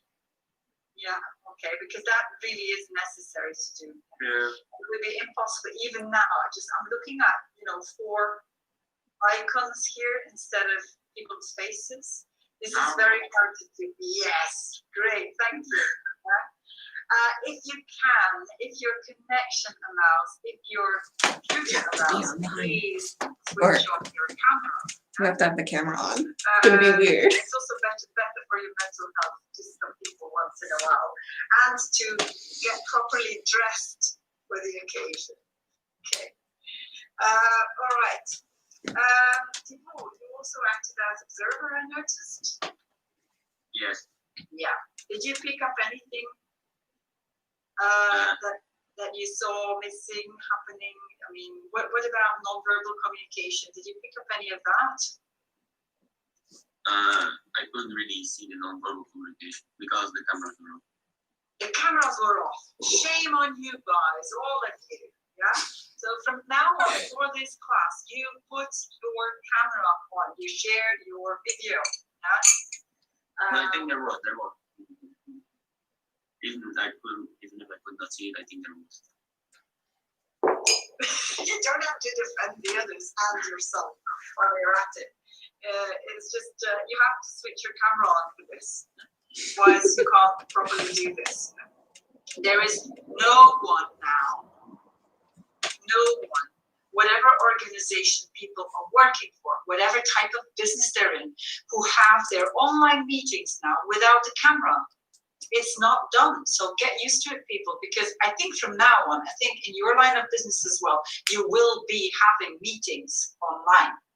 So you will switch your camera on and your mic on. Otherwise, you don't know what people are thinking.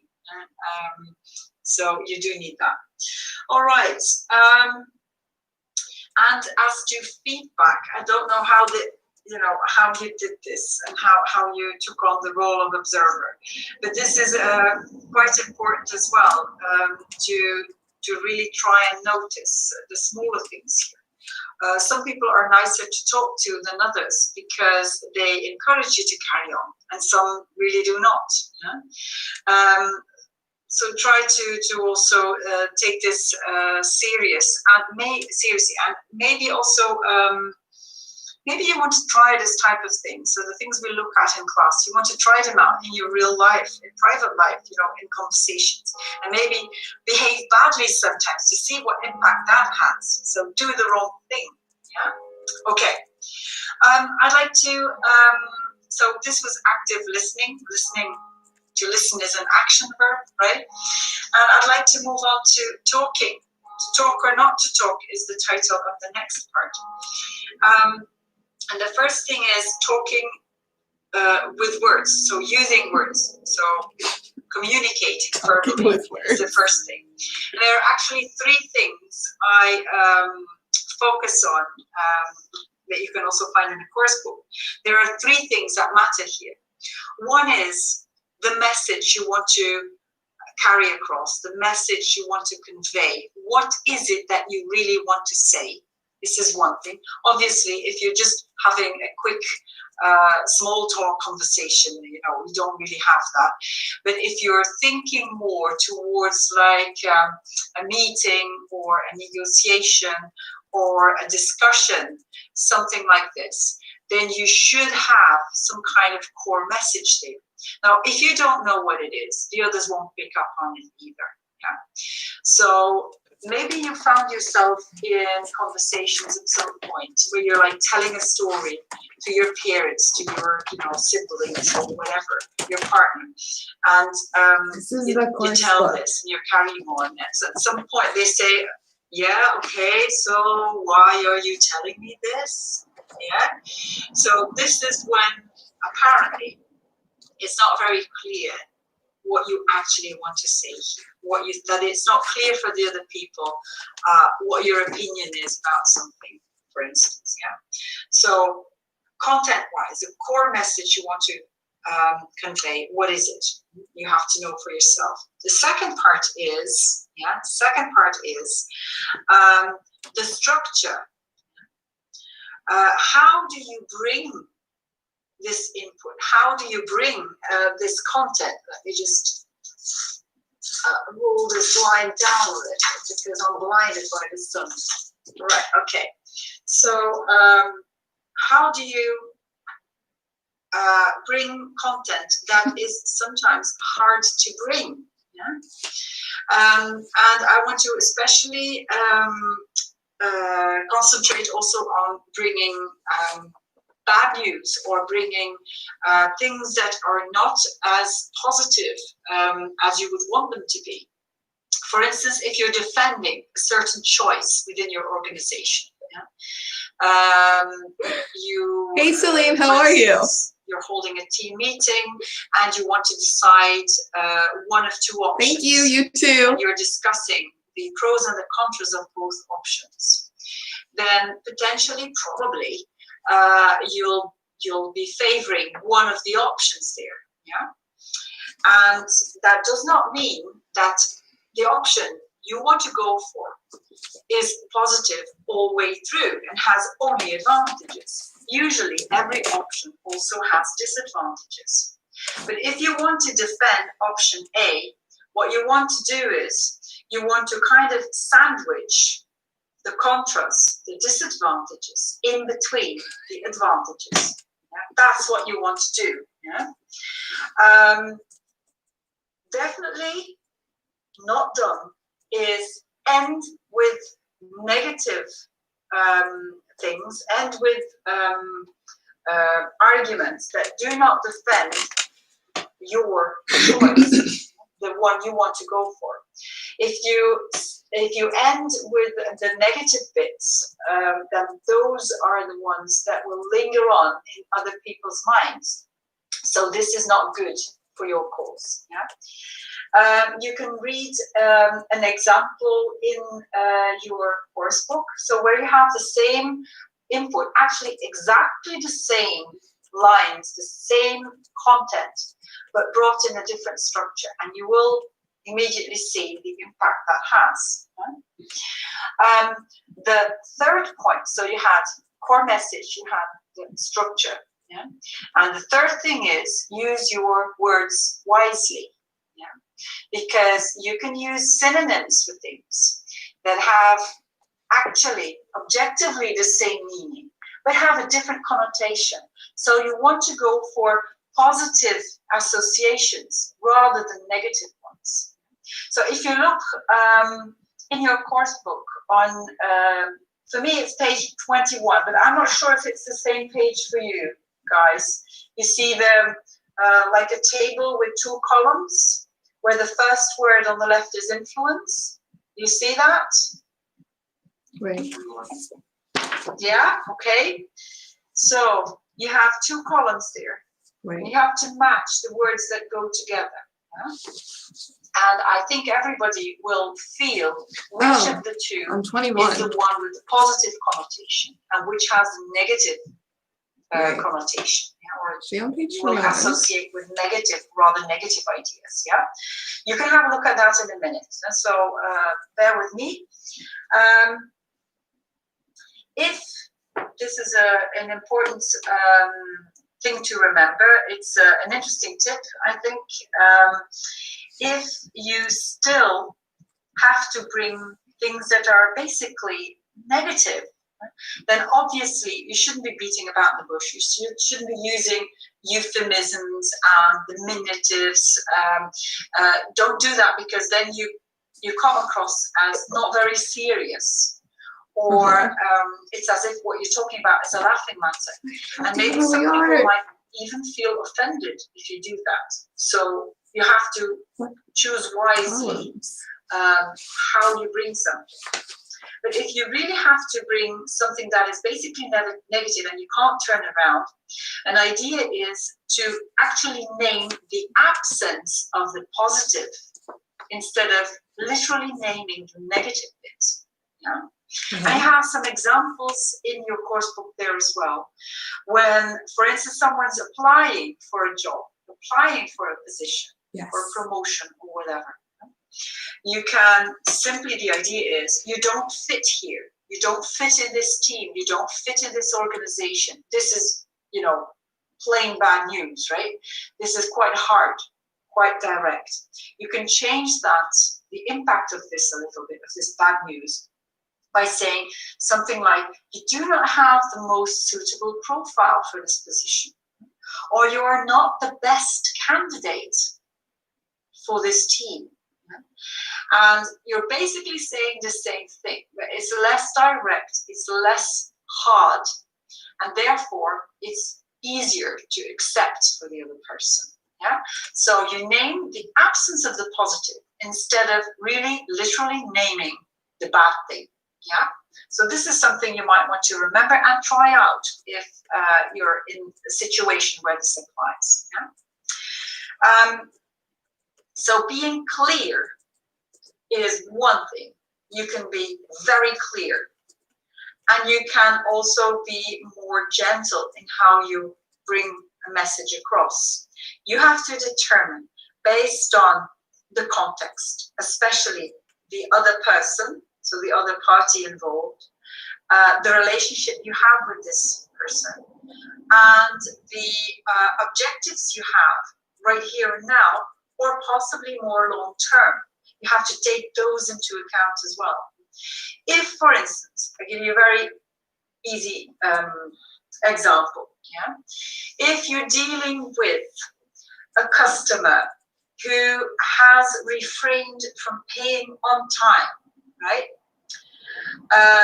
You can be very direct about this, very harshly remind them of, hey, past the due date, guys, you have to pay. Now, what you'll have if you're very direct and very hard is potentially they are shocked by this and they will pay sooner. But you can do more damage long term by using this way of communicating. So it would definitely be better if this is a customer you want to keep, yeah, then it's wiser to be more gentle, especially first time around when you remind them. Because even you don't know why they haven't paid. If they usually pay on time and now this is the first time they're late, there might be a plausible explanation for this, something that is quite acceptable. And if you then remind them in a very gentle way, you're not damaging the relationship that you have with them. If you're very direct from the start, you might end up losing them. And probably the postponed payment, doesn't outweigh this. Yeah. So you want to be very careful. Okay. What do I want to do, or what do I want you to do? Oh, we have only 5 minutes left. What is shrewd? What does shrewd mean? Shrewd. What do you think is the word linked to this? The match. Yeah, but that probably does not help Monia. A fox would be shrewd, Monia. And what is the matching word here?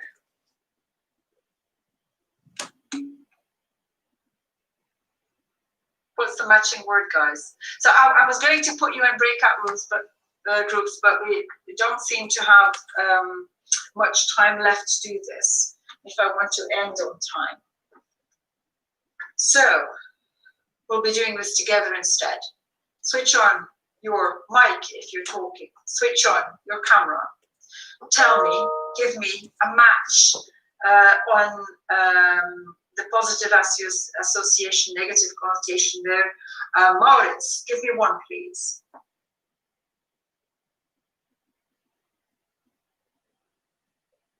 Maurits, are you there?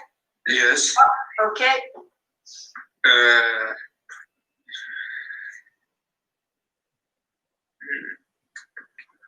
Clever investment.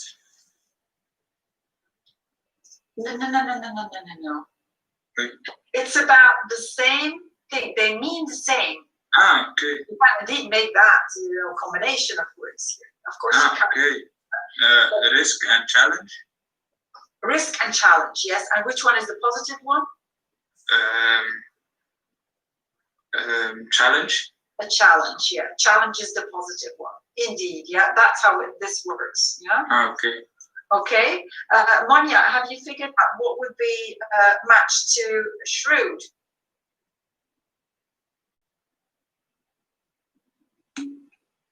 Clever, indeed, yeah. And clever has a positive connotation, or rather shrewd has slightly negative connotation, like not very straightforward clever. It's like behind the scenes, you're not being very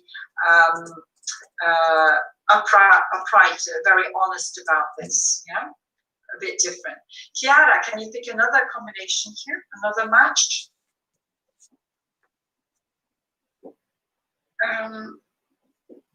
Cost and investment. Cost and investment, yeah. And which one is a more positive one? Investment. Yes, indeed. So if you can use this if you're, for instance, trying to argue buying some kind of equipment for your team or for your organization. More negative would be this costs a lot, right? This is a huge cost. But if it's an investment, then it's something you're actually bringing it as if the investment or what you pay for it will pay itself back. You will get something out of it afterwards. Yeah, so that's the difference in meaning here. Another combination, Rani Vermeulen. Help and assist. Yes, help and assistance. And I think everybody hears here assist. To assist is more positive. Help is like you need help. Yeah. Assist is more you can do it on your own. I'm just assisting you. Yeah. Difference in connotation. Another one, Sarah. Influence and manipulate. Yes, indeed. I think everybody immediately knows which one is the one to use, right? Or not to use. And then we have only one left, which is Tim. Man, I was not paying attention. I don't know which one's left. Tim? No? No, Tim? Olivier?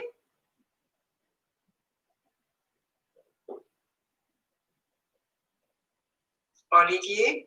Yeah. Right. Acquire and buy.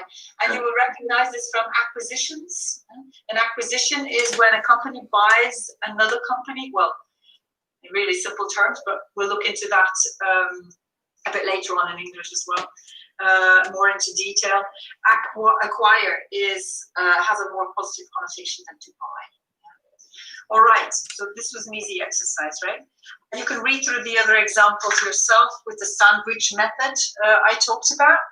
But I would like to have, for the last minutes here, I'd like to have a look at the part that says to talk in silence. What I mean is, without words, what I mean is non-verbally.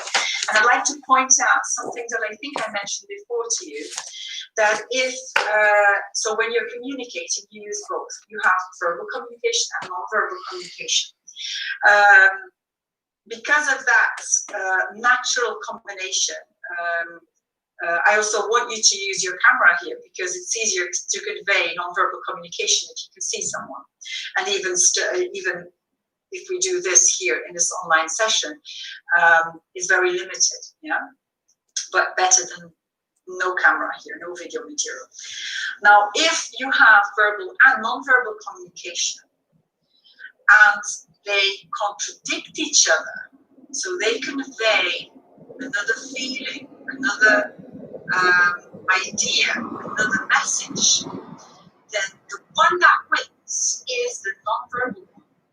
So that means if your words say something, but your appearance or your movements say something else, then it's the nonverbal that actually outweighs the verbal. So this means that sometimes, for instance, even in English, I let you read something and I laugh at how you seem to lack enthusiasm. For instance, you say something in a conversation where you go, oh, that will be nice. Yeah.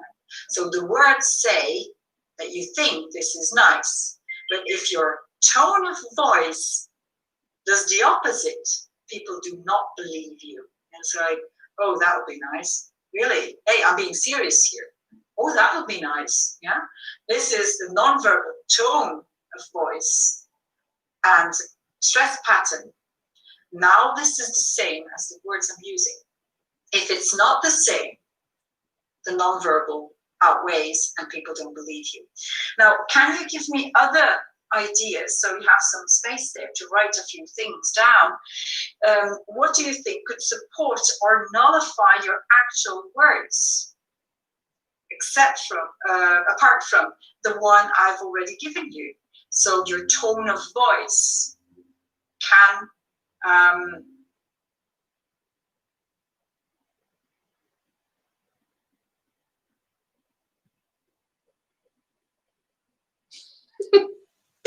She just got off. Mhm.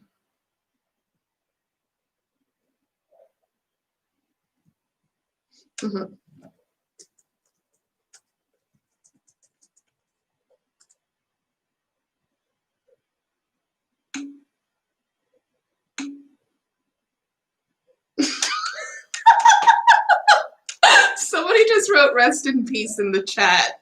It's amazing. Oh my gosh. Okay. Can you hear me again and see me again now? Yeah, okay, thank you. Yeah, I got disconnected here for a few seconds. Mm-hmm. Oops. It's still saying I can't reconnect.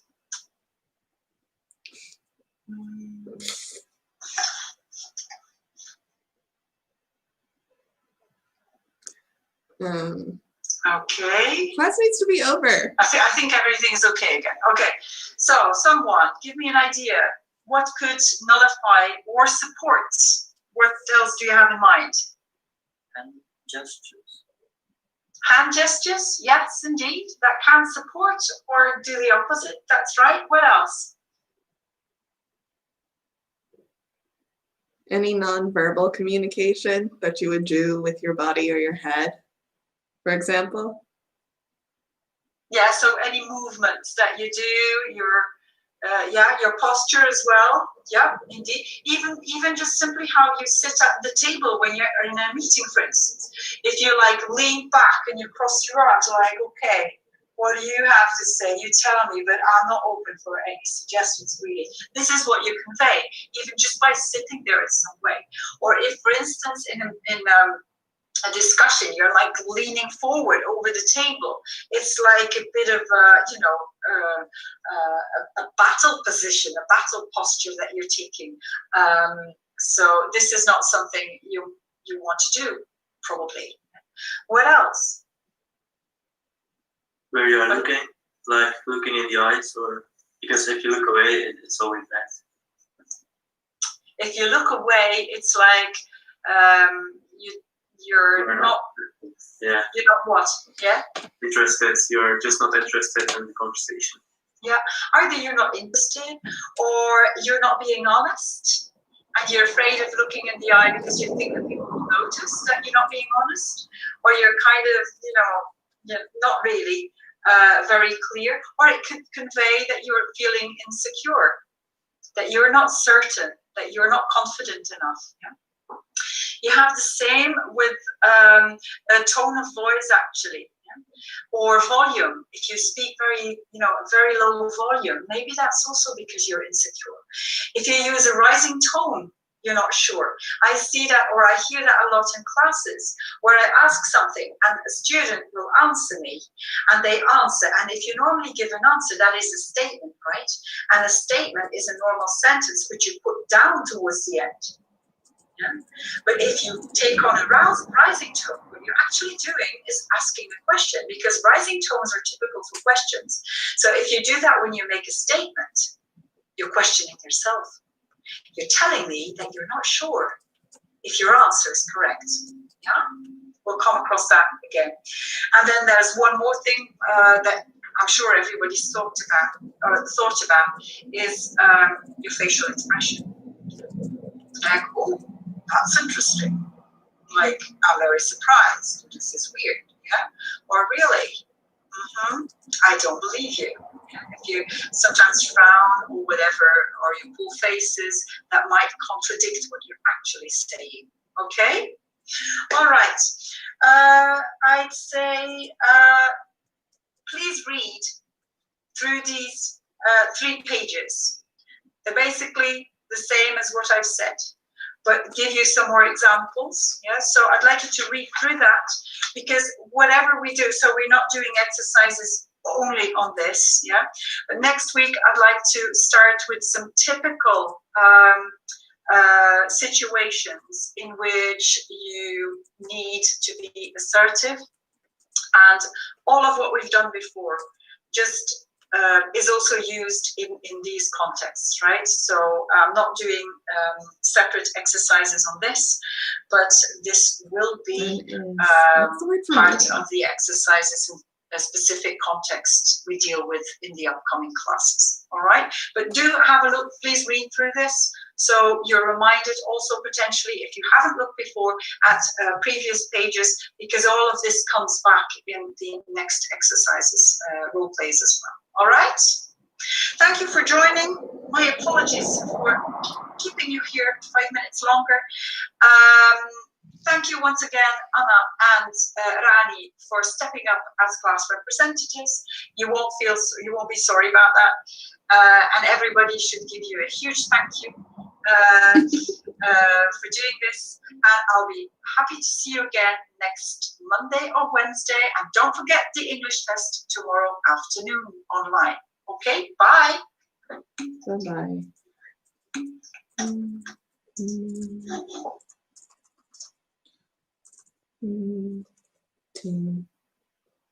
Okay, so that's done, and now we have to write an email. So I have to go to the bathroom too, so I think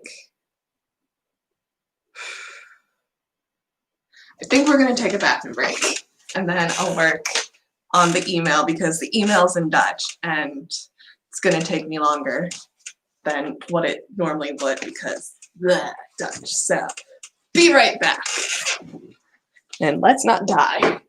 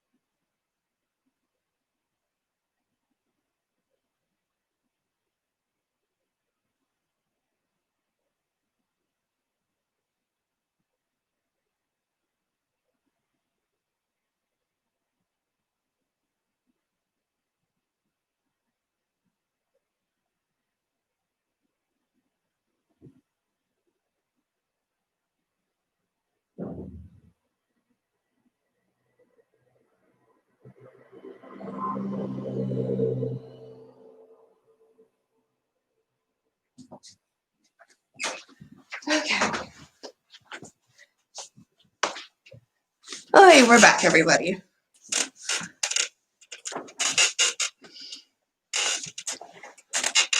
Okay, so I have we willen helpen. Wanneer is the ontmoeting, which I think is spelled wrong because it's yelling at me. Well, no, it's totally spelled right. Why is it giving me O-N-T? The vowel's in the wrong place? No, that's right. I don't know why.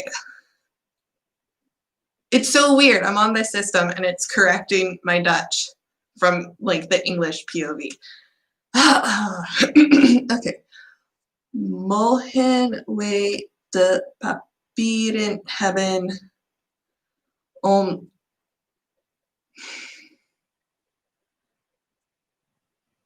I think it should be voor de ontmoeting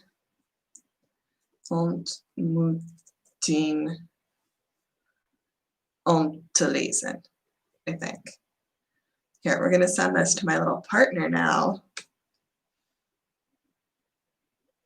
to find out if this is correct. I am so good in Dutch. I'm not. I'm really not. Oh my goodness, I'm not. I keep forgetting the camera's there and not there. Okay. Oh, okay. I'm gonna be late for my other class. Damn. Oh, wait, there's something. Wait, what?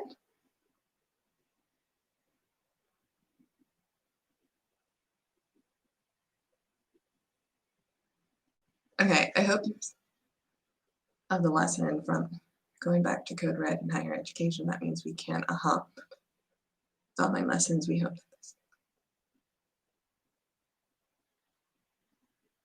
Okay, so based on what I'm seeing, it looks like we're actually not going to be going back to school. I'm not sure. Yeah. Is that correct? I'm doing so many things right now.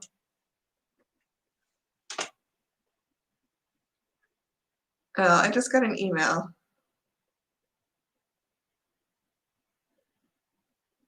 Okay, so I just got an email from the International Trade and Payment Procedures, and she's saying that at least for her classes, they will all be held online for the rest of the semester. So that's actually pretty good news, I'd say.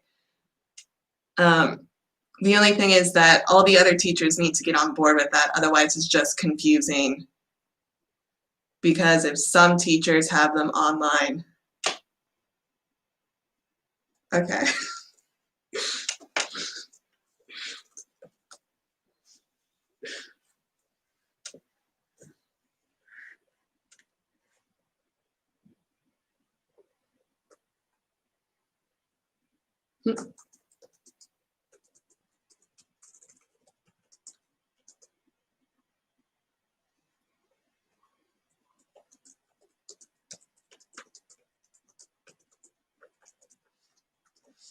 Okay, I just lost my train of thought. Okay, right now, wait, did I sign into my class? Yes, I'm signed in. So right now there is Word 365 that is happening.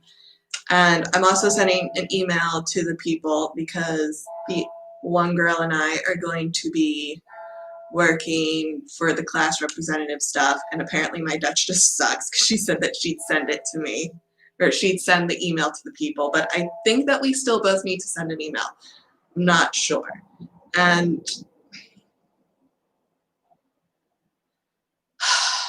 I don't like the Office 365 class, or is it the 360 class? I don't know. It's just, it's 2 hours. It's from 11 till 1, and like I'm starting to get hungry. I want lunch. Like lunch is at like 11, at 12 at the latest. So good morning, everyone. I will start this lesson by pointing out the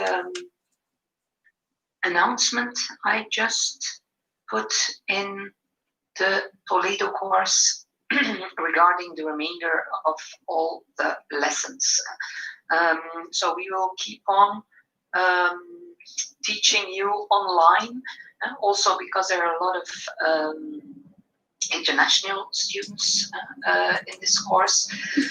Our main goal is to keep distance until the Christmas holidays, and if we're lucky, if the numbers of COVID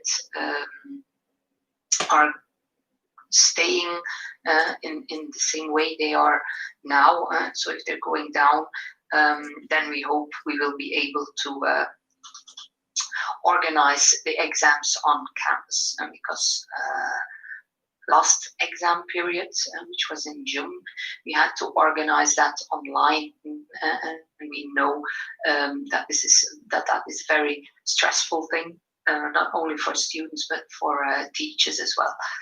So that's the main goal.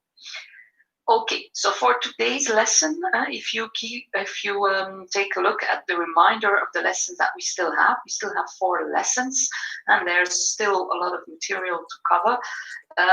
So you see here in the learning materials that I've also opened the folder Word Advanced, but for I think the last 2 lessons, well, 1.5 or 2, we will cover the last 3 chapters of Word Basic. So today we will start by the chapter Page Layout and Sections. So you can download the course materials in the meantime, but we will start by a demo. In this lesson, I will give you very short demos and then time to exercise yourself. So it will be a bit, I'm not going to say in speedy tempo, but the tempo will be quite high. But every little assignment I will give you will be quite small as well, so that we can have a continuous flow of demo and exercise. So our first chapter, or first part of this chapter, is page layout. Page layout, if you open the course material section, I will open the PDF here as well. In Word, that's basically one dialog window where we organize all the things regarding page layout. First thing we need to know is, that's a little bit of theory, is the paper format. And the paper format we are used to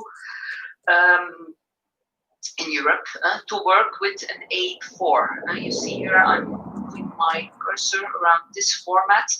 Maybe you've already worked with an A5, and that's if you fold an A4 double along the short side. In the middle, you have an A5. An A3 is bigger than an A4. It's basically 2 A4s next to each other. So if you take a look, you see that you have even bigger ones. A3 goes to 2 A3s is an A2, then you have an A1, and you have an A0. So basically, the A0 is 1 square meter. And that's the way how they started to name the sizes of a leaf of paper. You will notice that if you go, for example, to Asia, there they work with the B formatting of pages. So you have a B5, you have a B4, slight difference, basically a few millimeters. Mostly it is longer and smaller, the paper format. If you go to America, there they don't use a character and a number, but they give their formats a name. Like, for example, the legal format is a bit similar to our A4. It is a bit higher. But you can see that basically when you want to print things and you have to choose a paper format, there are a lot of options available to you. Okay, so I'm going to start with the first demo. First demo will be very simple, will concern orientation and margins. So I have opened the document Climate in Belgium. You don't have to open that right now. That will be... I'm hearing something here. I'm gonna... Yeah. What were you saying? Can you record this lesson, please? I'm gonna watch it when. Yeah, I'm gonna start the recording.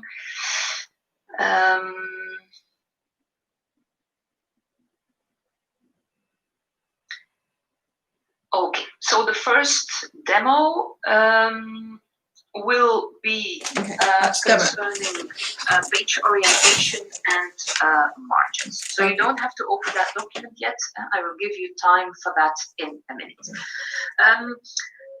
What section of the ribbon will we be covering today? Well, basically layout.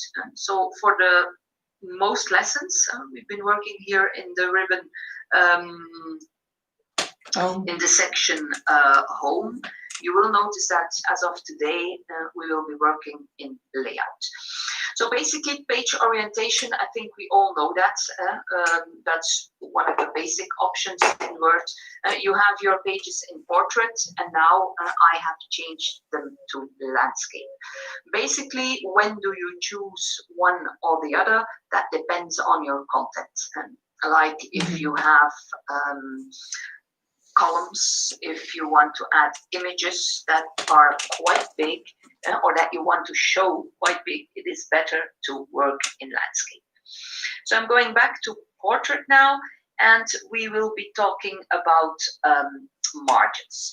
If you work with margins, it is essential that you put on or that you view the ruler. You see here on top, I have horizontal ruler, and on the side I have vertical ruler. If you don't have that yet, you go to view, and you see here in the group show, you have an option ruler. So this you can turn off and on. You place it on for this lesson. Margins, if you take a look here, you see the rulers that the margins are indicated in gray, both on the left and on the right side. So also here in the vertical ruler. If you want to change the margin, and the margin, that is this space here, you see it here in my Word indicated with those lines, with those gray lines. That is the space between the border of the page and the text. So you see this here as well, and I can drag this down if I want to, for example, place a very large logo in my document here, because this space between the text and the border of the page is used to fill with a header here on top and a footer on the bottom side. What you can also do is you can also do this, for example, and place a little picture in the left margin. So these are all a few options that you can use. Basically, I wouldn't advise to use this method to change your margins because they are very imprecise. If I want to have, for example, a margin of 3 centimeters, okay, I'm trying to make it here. You see this from 0 to 3, but it is way more interesting to use this option's margins. You have default margins. A few things that you have to keep in mind. If you say, okay, I have a lot of text and I want to use narrow margins, a small margin as possible, keep in mind that when you print documents, it is possible that some text isn't printed correctly. But of course, printing isn't done as much as it used to be. So basically, you're quite safe here. If you want to have set margins, like for example, okay, the margins need to be if we think about the bin norms, for example, we know there that, or the NBN standard, as we call it internationally, there you have to use margins of 2 centimeters for text, and for a letter, you must have a left margin of 3.3 centimeters. So let's say I want to set this. Well, I have here in margins, I click on custom margins, and then I can enter my own margins. So I'm going to use the NBN values. I'm going to add top and bottom 2 centimeters, right 2, but left I'm going to add 3.3 centimeters. So this is how my document looks now. If I go back to custom margins, you see here, I have something called the gutter. The gutter and the gutter position, what is that? Well, I'm going to change my document again. I'm going to make it 2 centimeters all around. And now you must think of the situation that this text will be placed in a book. The editor will make a book for me, and the binding of the book, that is where the gutter comes in. I think you've already seen that. If you have a small gutter and you want to open that book and you want to put it on the copier, for example, that you really have to push hard to get all the text beautifully straight copied onto some piece of paper. So if you have a gutter, I'm going to say, okay, this is an extra value I'm going to add to make sure that when my text ends up in a book, it is not a problem that a part of my, and I'm going to put my gutter here left, that a part of my text will be shown correctly. So here you see that you have an extra space here on the left side to make sure that when this text gets binded, it is not a problem. Okay, so if we take a look at what we can do with our text, and then now I'm referring to printing. If I go to File, Print, you see here that if I have, or if I want to print something, and I have here something I want to print on both sides, well, when I do that, this gutter is also being taken into account. If I say, for example, I also can do that if you at home have a printer where you don't, or that doesn't have the option to print on both sides. You see here also that you have a manual option. If I indicate this one, this is quite interesting for people who have an older printer at home. You print one page, page comes out, you get the time to let the ink dry on your page, you put it back in on the other side, and then you reload your printer, and then the second page will be printed.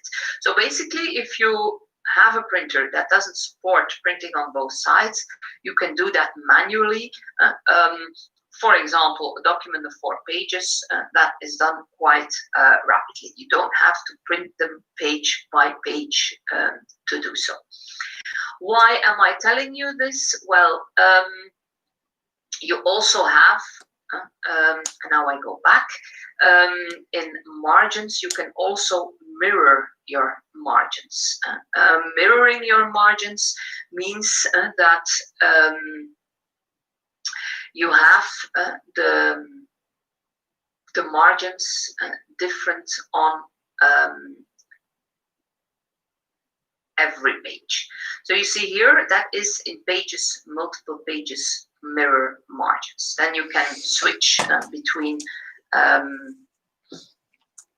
where you want your gutter. Okay,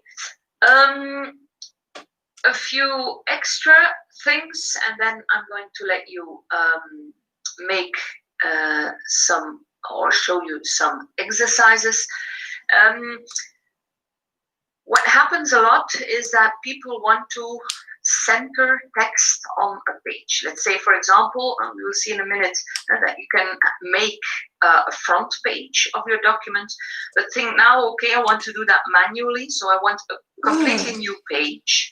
So I'm pressing Control Enter to make sure I have a page break here.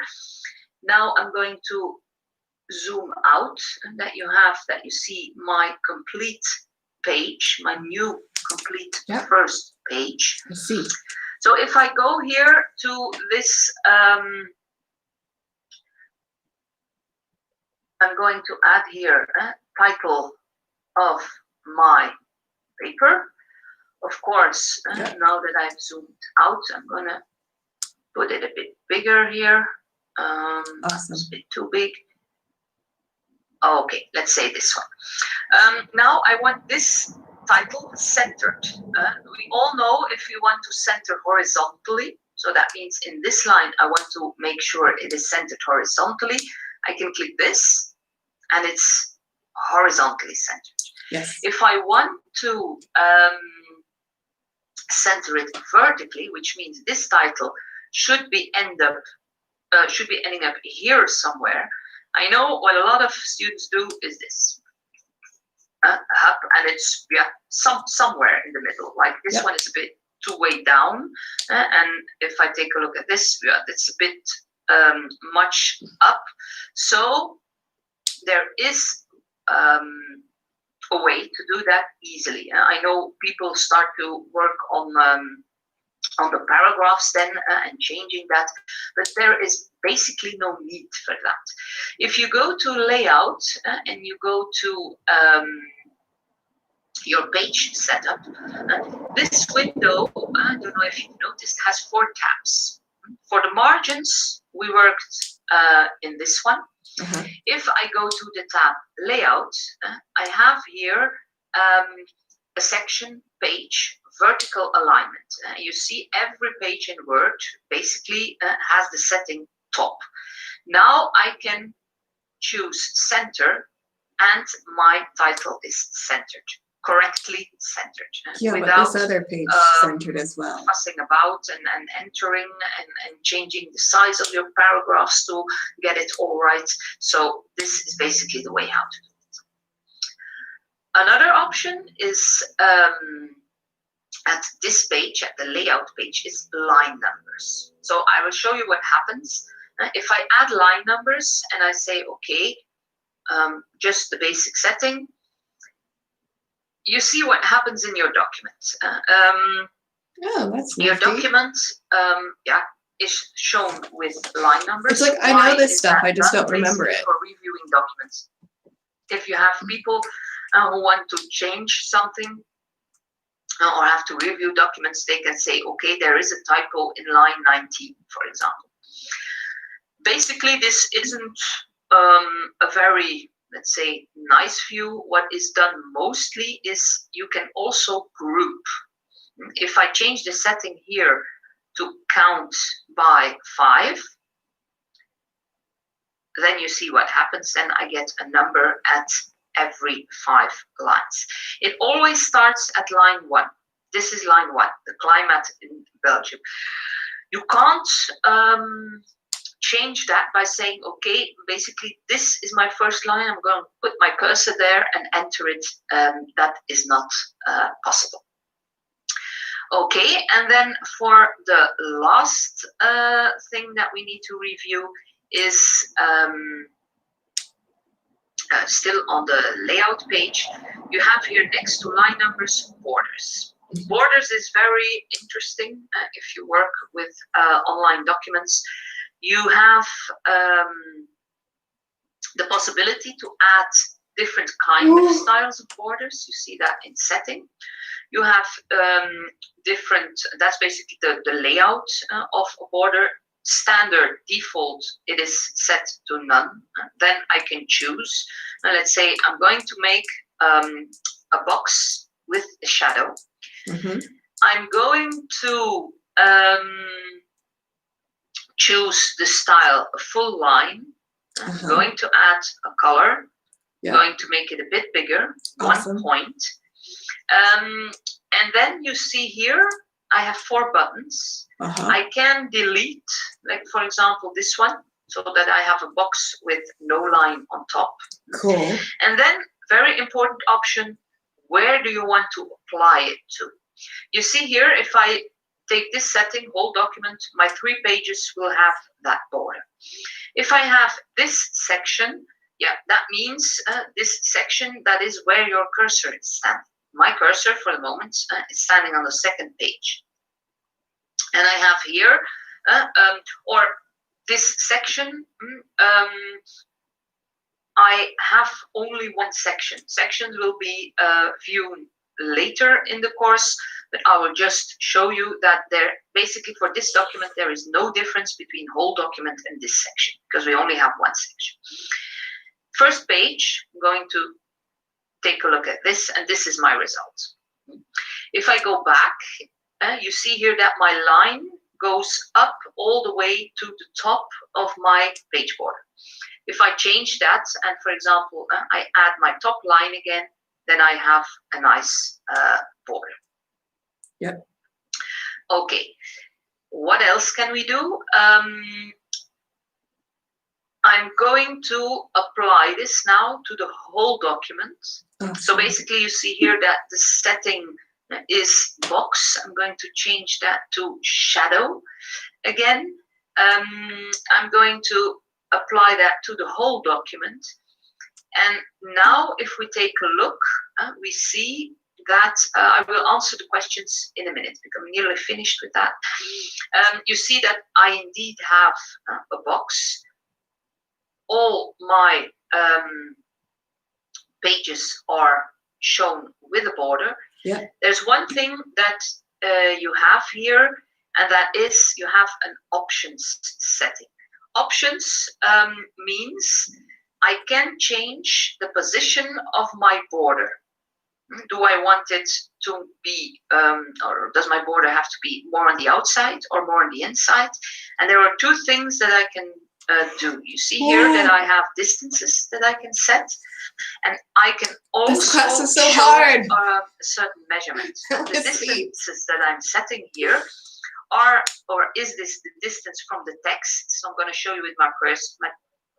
This is the distance to your text. I feel bad for being negative during this class, but it's one of those classes where so for the moment, some of the things I know, I'm going to place my border, and it's really hard to concentrate and listen to what she's saying because I know what she's talking about. And then there are other features that we learned that I have no idea about, and it's one of those things that I need to know it for the class, but it's also, when will I ever really use them? So you see what happens now. I mean, it's so cool how many features exist in Word document, but at the same time, it's just... So close to my text, my line borders are outside. I don't know when I'll use them. Are outside of my border. So this is basically the basic setting that you need for borders. So it is now 11:25. You have 4 exercises that you can make, and I will give you time until 11:35. So you have 10 minutes to start making those 4 exercises. I think you should be able to make at least 2. Oh my gosh, which ones do we have to make? Which ones do we have to do? At home. At the end of the lesson, I will also give you some assignments and some exercises that you need to handle. Again. So now I'm going to take a look, or I'm going to stop sharing my screen, that you can make the exercises, and I'm going to take a look at the questions. Today is in November. What's today? The 21st. Nice that you help each other. Okay. And so this dialog window with all the layout options is Which in the exercises ribbon, do we need to do? layout, the Oh. page setup, and you have that little arrow Wait. on the bottom that opens that dialog. Okay, so open document Okay, piercing. I'll see you back in 10 minutes. Okay.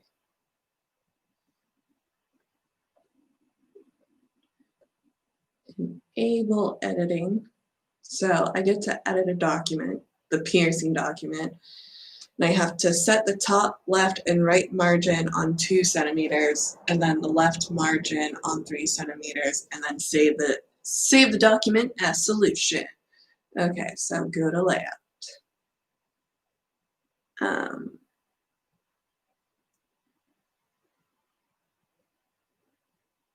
We'll just go to custom because I'm lazy. Oh, it didn't. Huh. That's not cool. Because I don't have anything that's just 2, 2, 2. Okay, let's. No.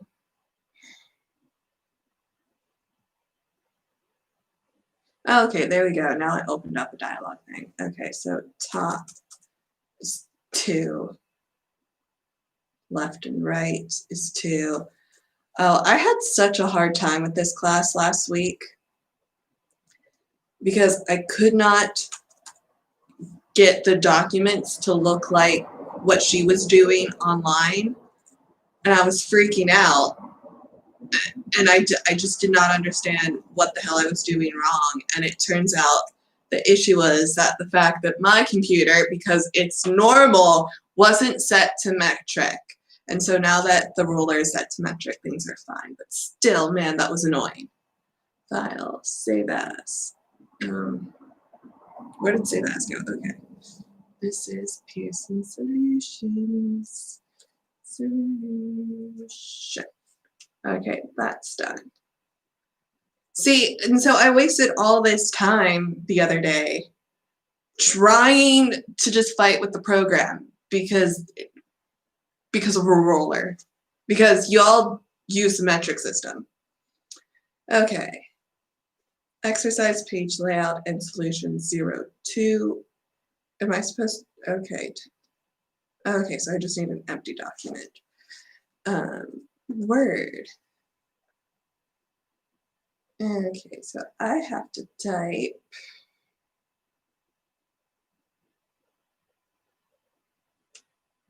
Okay, the layout.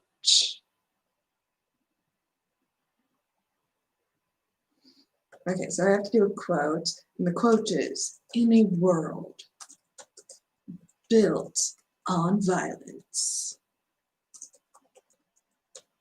one must be a revolutionary before one can be a pacifist.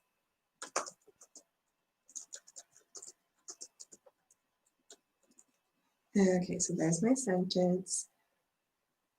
Okay. Clock. 48. Needs to be Lucinda.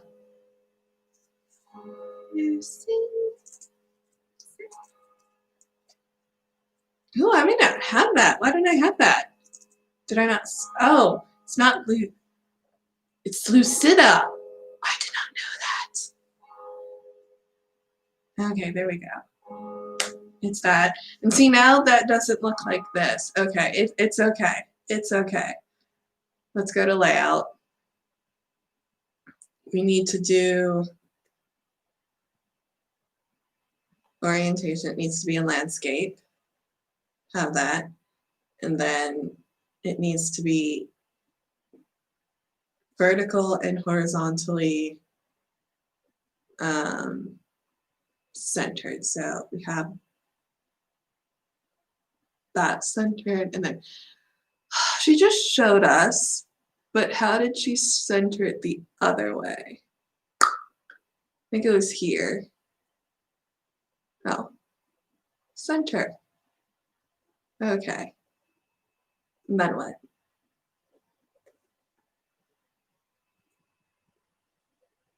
And then we just save it as file, wait, was it file solution? No, quote solution.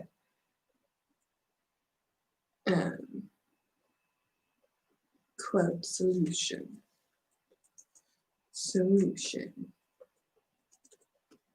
Now, I sort of like doing the live stream while I'm at school because I have a tendency to talk to myself whenever I'm working on things, which I didn't know about until people pointed it out in class. Because when I get frustrated, I make lots of noises. It's in the PDF file.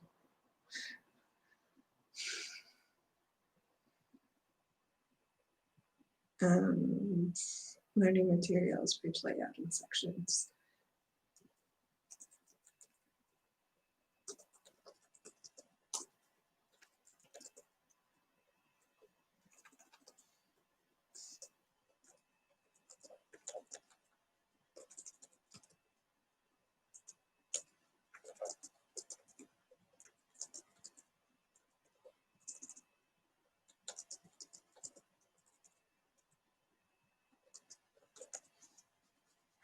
Yeah, I also have a tendency to talk with people during class on Instagram because I'm a diligent student. It's going to be my catchphrase. Okay, what am I working on now? Climate in Belgium. Okay. Enable editing. What do I need to do with this? So use the roller and place the left margin on 3 centimeters and the other margin on 2 centimeters. Check in the window page setup if the values are set correctly. Okay, so I'm guessing. Oh, I don't have any margins on this. Like, why? Why are my margins weird? I don't have a top margin. What's up with that? Well, seriously, why don't I have any top margins? Or why isn't it showing it? Huh. That's weird. No? Okay.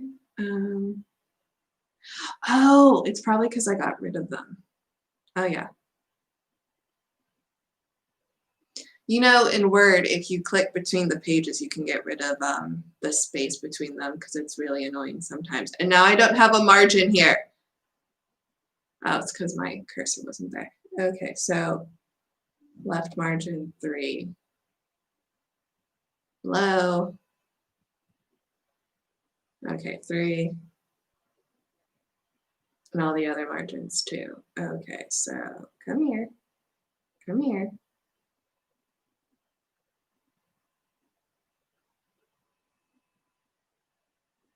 Okay, I don't know how to do it with this one. Okay, screw that.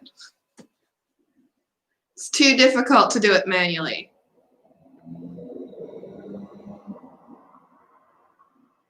Oh, well, the top one was correct. So that's good. Although I think the top one wasn't actually supposed to be 3 centimeters. It's the left one that's supposed to be 3. Yeah. So it's backwards. It's going to do that because, yeah. All right. Okay, number the lines and show. Okay, so we have to number lines, line number options. And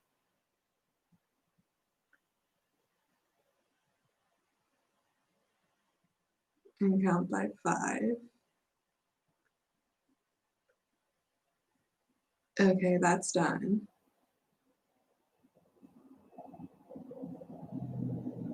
Do they go through? Are they supposed to start over or not. I don't know. And then place a border around the test. Okay, so the border. How do you do a border again?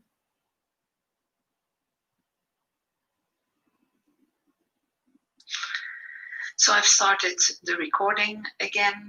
So can you please indicate in the poll how many exercises you were able to complete? Then I also have a little overview of the speed you were able to work in. I'm just on 3, but I don't have border options. So save the assignments or the exercises that you were working on.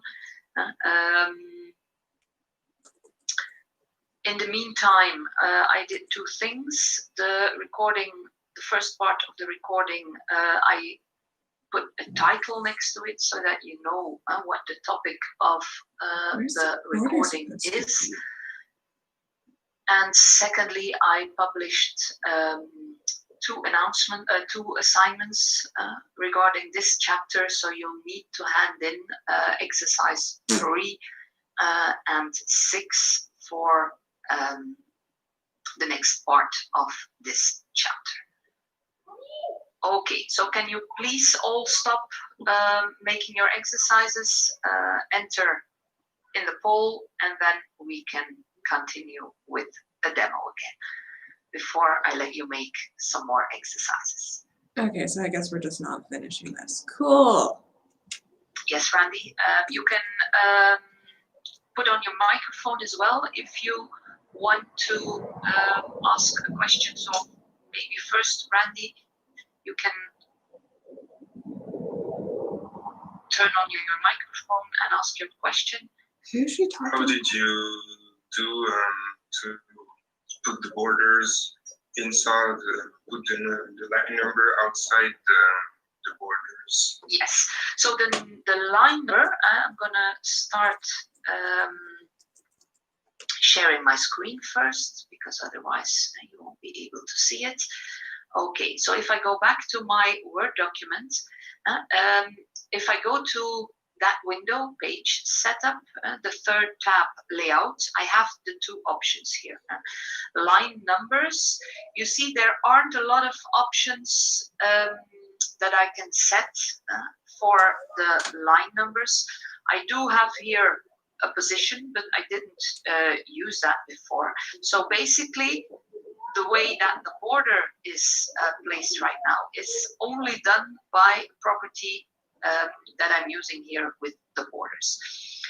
So you see that when I set a border, I have this basic options, but in the right bottom corner, I have a button options. If I click this, then I can set the distance of my border, or the position of my border. You see here that I put my border 5 points from the text. So if I, for example, omit that, and I'm gonna put 10 points all around, and I click OK, you see that my border is now positioned 10 points from my text. You can also position your border when looking at the distance from your page border. So now we will do this setting and the edge of the page. So now my border will be positioned 10 points from the edge of my paper. So basically, I haven't changed the layout of the numbers, the position of the numbers, but I solely worked with the position of the border. If you really want your border close to your text, I always advise to use this setting. And then, like the standard setting, you see here, you can also make a difference between top and border, like this. Here you have a bigger distance than a bigger distance here at the top, and I think the left, the right and the left and the bottom are smaller. So you can completely organize this setting like you want to do it. Okay, and I think there was another question. Monia, can you please turn on your mic?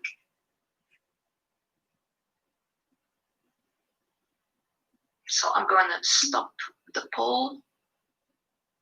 No, this is actually done. Ah, now. your microphone doesn't work. Okay, I'm going to take a look at your question in the chat. So can you please show us again, write a line, the line numbers on 1 centimeter of the left margin. Okay, so here you have, if you take a look at the position of the line numbers, we know line numbers are here. The option from text basically means, okay, what is the distance? I want my line numbers to be from the text. So for example, 1 centimeter, I'm going to add that. Now they are 1 centimeter. Now, if I want to take a look at the alignment is always right. And you see that here, because if I would take a look here at the smaller numbers, you can see that they are right aligned. So now I'm going to take a look at your question again. Yeah, right align the line numbers, so that's done on 1 centimeter left of the left margin. So basically, if I go back to my tab layout, I open my page window again, line numbers. Okay, so basically this is the setting that I can use. Okay. Then the next demo will be talking about the sections. So in the course materials, because I'm basically really I am following the course materials right now to make it more transparent to you.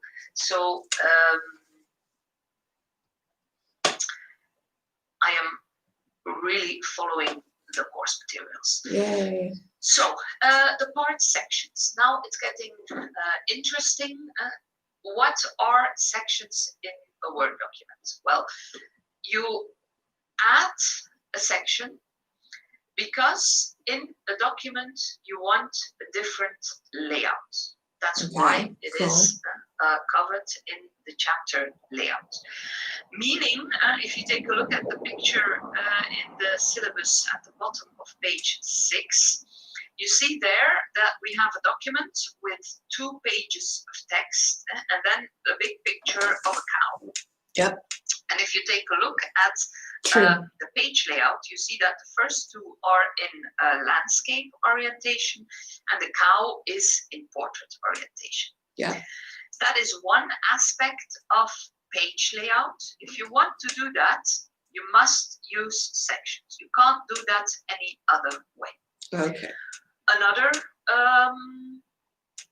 thing that is useful for I must rephrase. If you want, for example, different chapters in your document, and you want the header or footer to have the title of each chapter, then you must use sections, because that's the way Word works. If you want to add titles of chapters, you need to add sections. So basically, I'm first going to show you what you all need to work with sections. First of all, if you take a look at my taskbar, you see here, left bottom corner, you see here section 1, page 1 of 2. If you don't have that yet, mean the indication section, you right click, take a look at where my cursor is, you right click on the taskbar, and you put an arrow in front of section. So you see Check. that now. Check, not an I arrow. selected it. I don't have the mention of section anymore in I'm my so left hungry. corner. If I select section again, then I can see in which section I am. So first, we are going to add, or I'm going to add, and you don't have to do anything yet. I'm going to add the picture of the cow. So if I want to do that, I'm going to my computer, and I am taking a look at where my pictures are.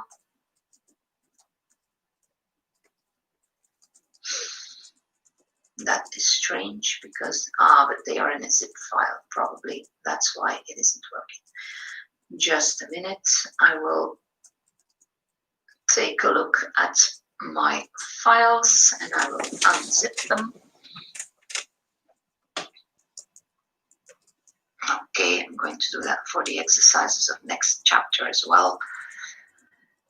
So my picture of my cow is in exercise start files 5.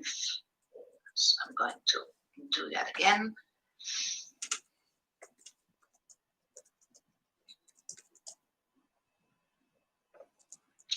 Now they are showing. Okay. So because this picture is so big, it is automatically added to the next page. So let's now, first I'm going to zoom out, that you see my 3 pages next to each other. So now let's say, for example, okay, I want this cow use the portrait the landscape orientation. You see, if I do this, that all my pages are changed as well. So that's not what I'm after. What I really want is that this one is in landscape, those 2 remain in portrait. So if I want to do that, I have to add an end of section at the end of my text, which is here. I hope you see where my cursor is. And then I go to layout breaks. We've already worked with page break. You know, page break is Control Enter. If you don't know that, write that down somewhere, that shortcut key. So you know that if you are somewhere halfway in a page and you want to start at a new page, please don't use enters, because if you start adding some more text, the text that's on the next page will also move down. So that is really not done. At the exam, that is -1. So if you want to work on a different page, you add a page break. So here you see, this is the option. First option is for a page break. Now I want to add a section. You see, you have different kind of sections. Next page, that is the one we will be using here first, because I want to introduce a section, and what is at or after the end of section must be placed on a new page. I can have a continuous section. A continuous section is used when you work with columns. I will show you that in a minute. And then you have a section where, let's say, for example, you want to introduce an even page or an odd page, even of uneven. That is used quite a lot if you are making texts for a book. Because basically you always, I don't know if you've already noticed that, if you are working in a book, a new chapter always starts at the page in front of you. It will never be on the back of another page. So that is here how you can choose that, where you want that. So I'm going to introduce, first check my cursor again. Yes, my cursor is still where I want that page break.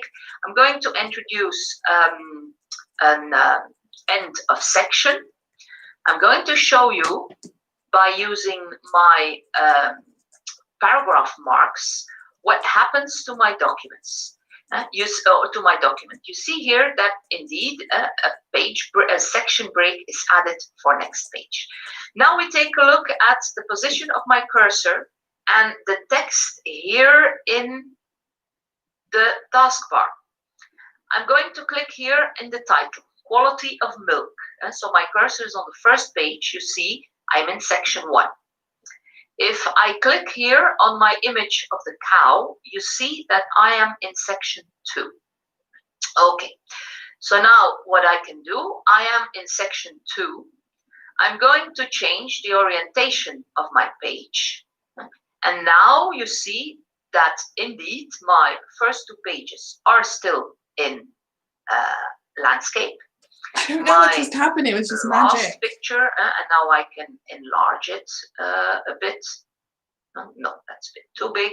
And now I can also, but we will talk about that when we cover the chapter pictures. We can position it and do several things with it. Now, also important to know the difference between deleting a section and deleting a paragraph mark.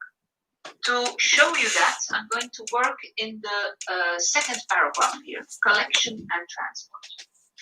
I'm going to make some manual formatting. I know that is really not okay, but she's breaking the rules. Manual formatting. Now, I'm going back to my section. She yells at us so hard if we do that. If I remove my section, will all my pages be in portrait or will all my pages be in landscape? Let's find out. If I remove this section break, you see that everything in front of the section break takes over the layout of what's behind. Everything is in landscape now. Okay, I'm going back. Now, let's take a look at what happens when I remove a paragraph mark. Now I'm going to my second thing here, collection and transport. If I press delete, you see that's completely different way of handling things. And if I delete this one, you see there is really no difference. So basically the way that Word handles removing a paragraph marker and removing section break marker is completely different. Okay, that's for the sections. There are a few extra things that you can do when you work on documents, on the layout of documents, and that is covered in page 8 and 9. And that is about keeping text together and widow and orphan control. What is widow and orphan control? Widow and orphan control is what happens if she's saying window and orphan text, control? and I'm going to show you that here at the bottom. I'm going to type some text here. And you see that in this paragraph, widow and orphan control is activated. How do I see that? Well, the moment I start here, no problem. And if I add extra text, it is not so visibly attractive. Okay, no, it is called widow and orphan control. Those last few characters here would appear on the next page. So what is my document doing at the moment? It is adding an extra line so that basically these 5 characters aren't orphanated. Because if first paragraph or the first lines are on the previous page and only those 5 characters are on the next page, we call those orphan because they are separated from their paragraph. So how can you change that? Well, there are, and now I'm that so is hungry. basically something that you must know in Word. This isn't situated in the ribbon layout. That's not Everything cool. regarding hyphenation and widow and orphan control is set in the window paragraph. Okay. If I go to the second tab here, line and page break, you see that widow and orphan control is indeed activated for this paragraph. Now, think good. Paragraph, which means that my paragraphs here, you see this, are layouted by using a style or the style normal.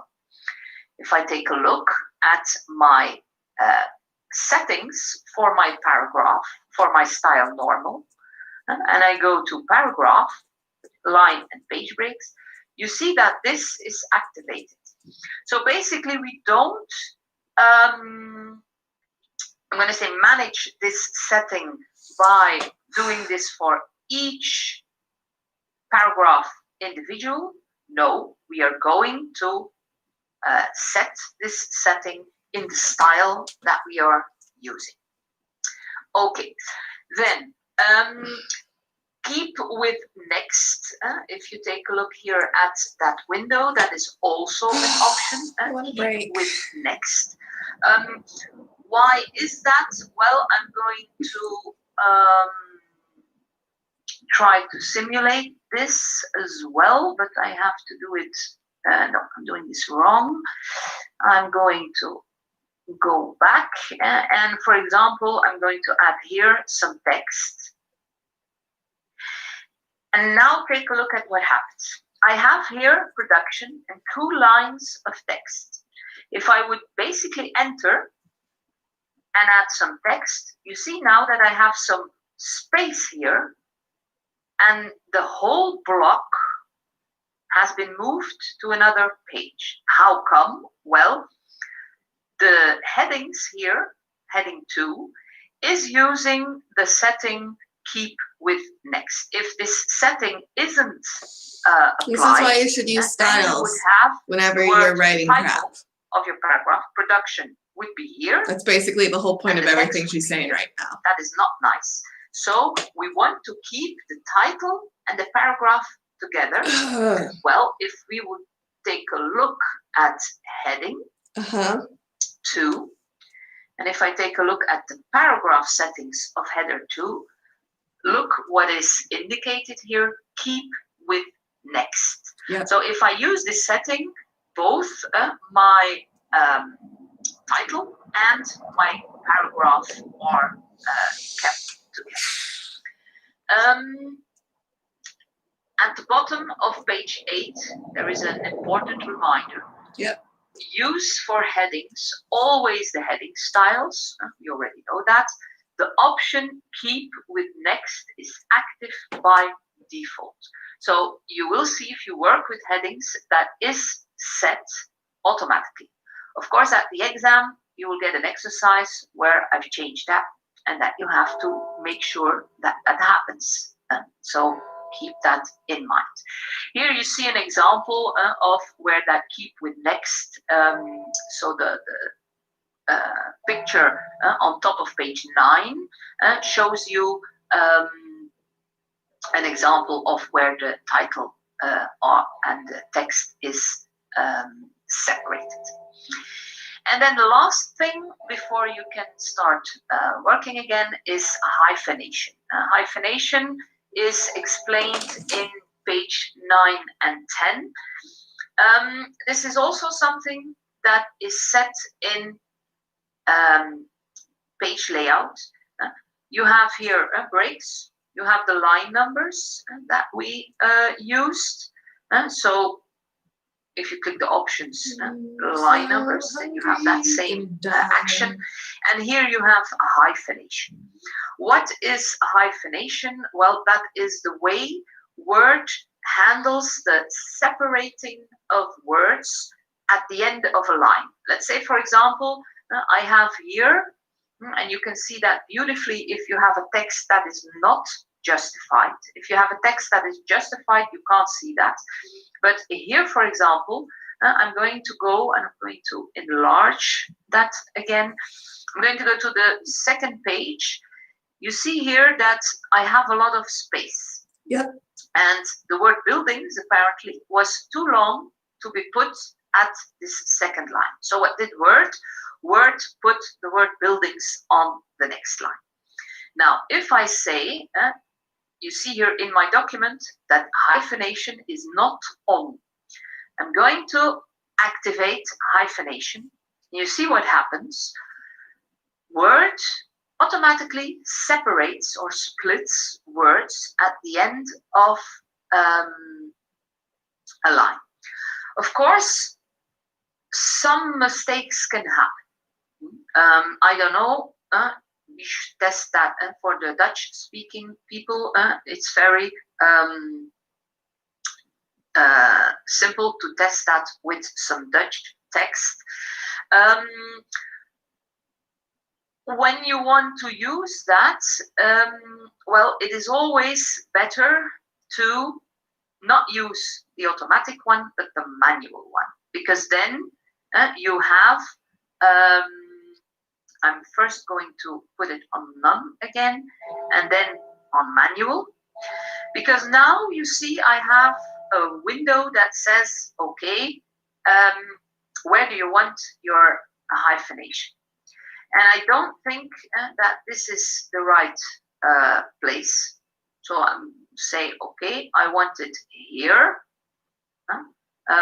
Is this okay? Yeah, that looks okay for me. Conditions, washing, that looks nice. Support between the two P's. So you see that the words that are in the dictionary of Word already has some hyphenation in place that he can take a look at. So that's basically how you can work. If you say, let's, for example, like this one, milk and in, I don't want to hyphenate that word. Okay, then you don't hyphenate. But remember that in that aspect, okay, you will have the word completely on the next line.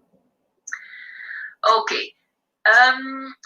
In your text, you have also a little bit of explanation about temporary hyphens, fixed hyphens. So I will let you explore that yourself because you can easily do that yourself. Okay, now it is time for some exercises. Again, you have 4 exercises, so from number 5 until 8. It is now 12 o'clock, so I will give you until 12:15 to work on those exercises. I'm going to take a look at the questions. Can we have a break before? Of course you can have a break before. Let's make it 12:20 then, and take a 5-minute break. And I would suggest that you leave your computer for a moment, have a walk around the table or go to the kitchen and drink something, but don't stay at your computer. Yeah, no, not gonna do that. Until 20 minutes. That just means it's 5 more minutes and I get to work on these thingies. Okay, open the file, climate in Belgium. Again, awesome. Oh, I'm tired. And now the clock will just perpetually go off for like a couple minutes. I think it might be done now, unless it goes off again. What am I doing?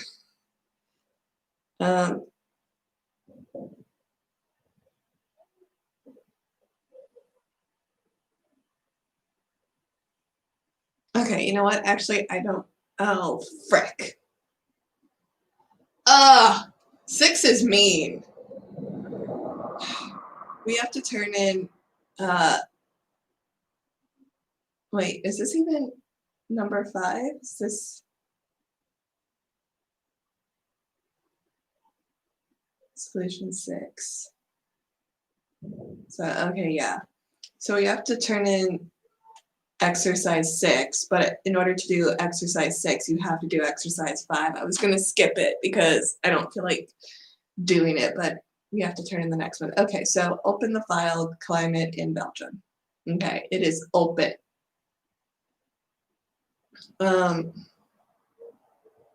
Okay, the title must be on a separate page. So she said that was what? Was it Control Enter? Yay, it works. Okay, so it should be on a new page. We got that. And it's vertical and centered. Cambria. Cambria at 20, wait, 36.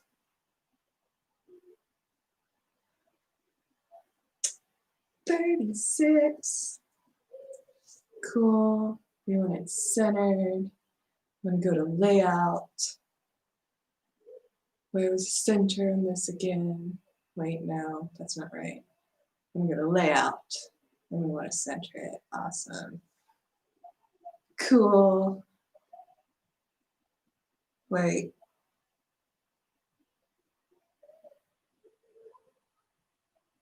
All right, around the title page, you should add an orange dash border at 6 point thick and on a 24-point distance from the page border. Okay, how do I do that? Borders.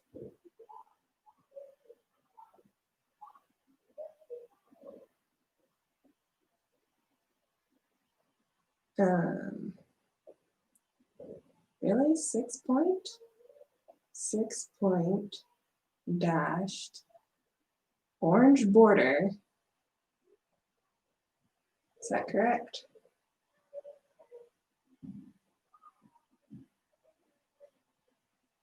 Okay, and then I need to go to options and it needs to be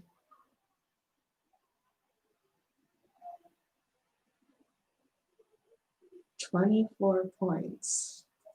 That feels weird.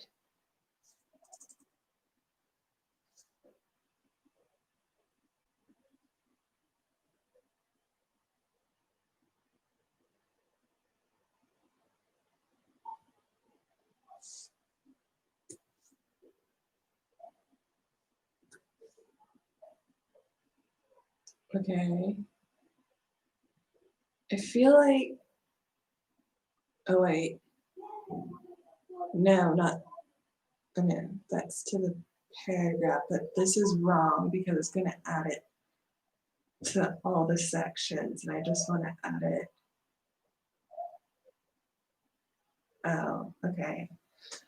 I did it wrong. Because we want page borders.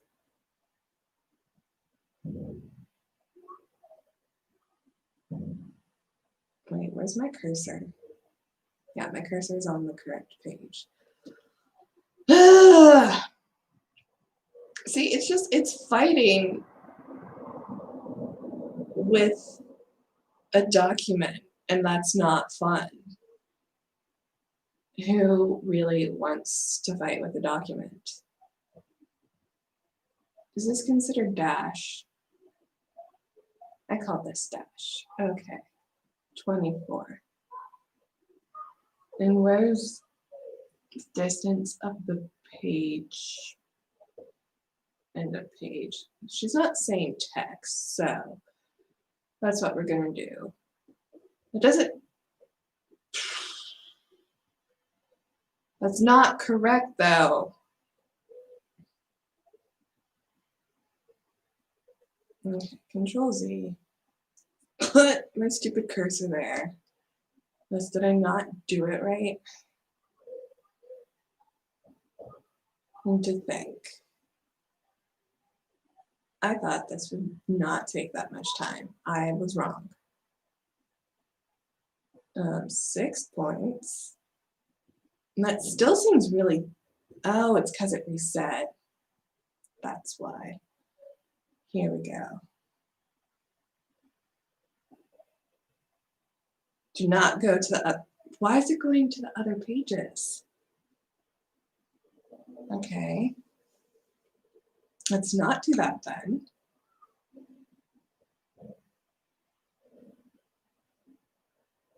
So that change, no. Stupid borders going to all the done pages. First page only, let's try that. Did that work? Okay, there we go. Stupid border. People are asking questions. Oh no, it's just her saying what we need to do. Okay. Step 2 is complete. Now we have step 3. On a separate page, orientation landscape.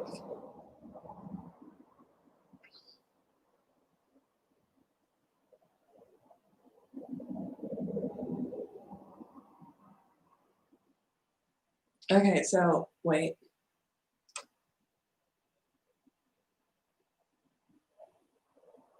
Wait, I think, I don't know how to do step 3. Okay, it says on a separate page. Okay, so I need to create a new section. Okay, so we're at the end of the document.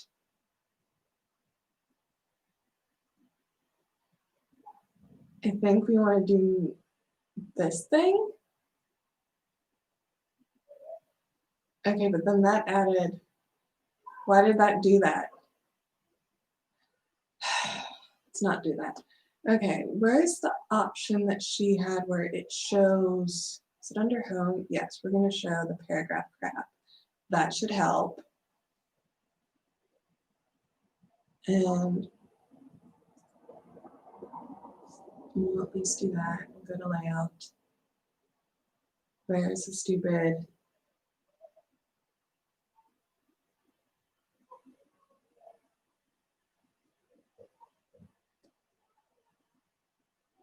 Okay, so why is it auto formatting though?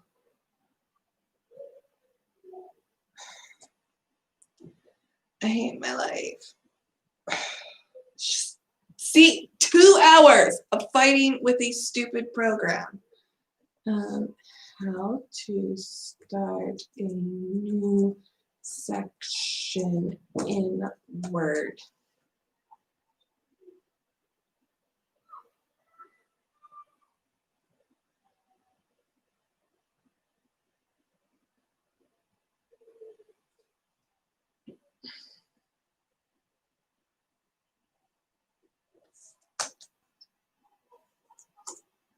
Okay.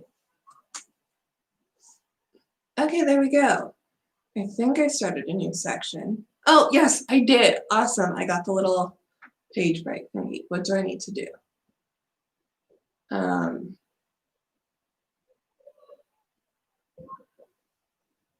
The blue sky document.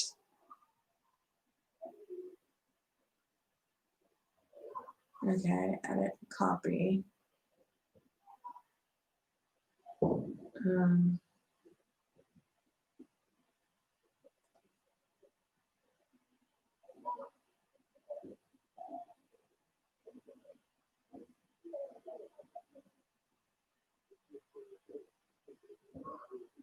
Okay, so the orientation of this needs to be landscape.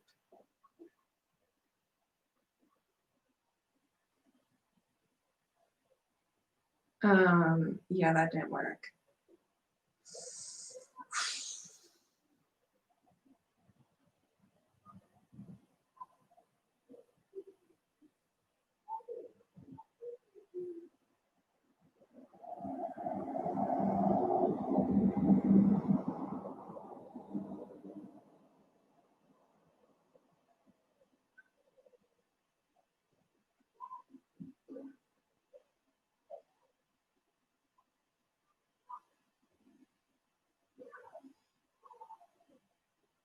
I don't know what I'm doing wrong because I have the page break.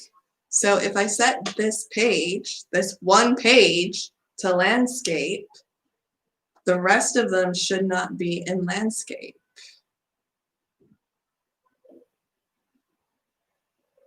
Except they all are.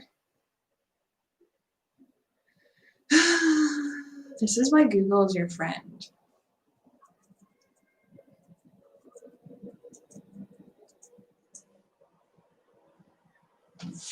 Oh, now we have to take a small break because my children are home and this is what happens when I end up missing class.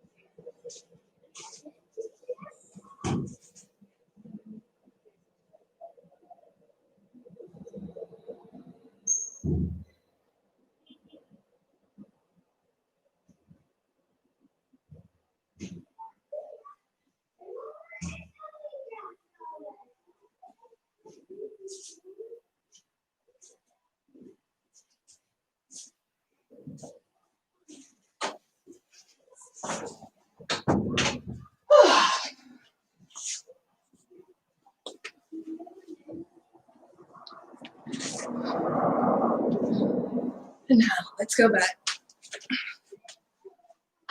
Just your cursor at the very beginning of the page that you want to find.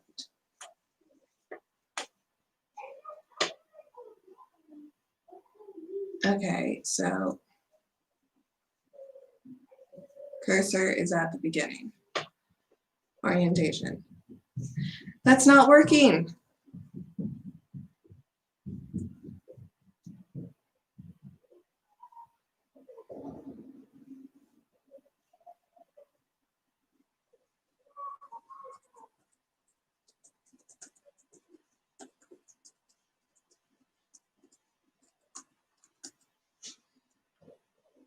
Unless this is not like the right kind of page break.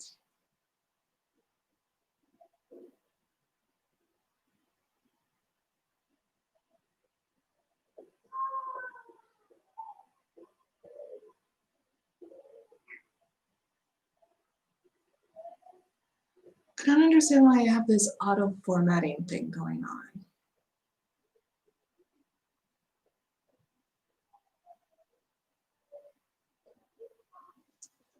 Okay, let's try this. If I put it in landscape,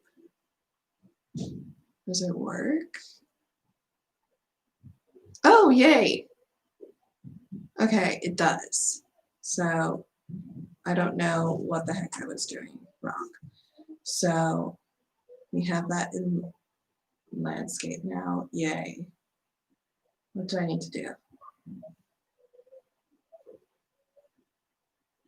Is this the right crap? Right.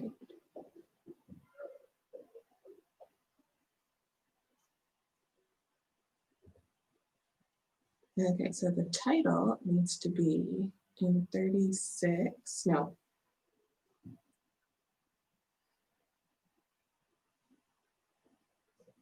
Okay, this should be in 48.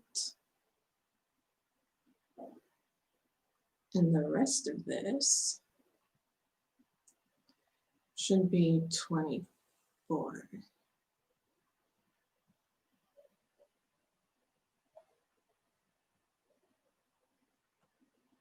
Okay, and then for this, let's go to layout.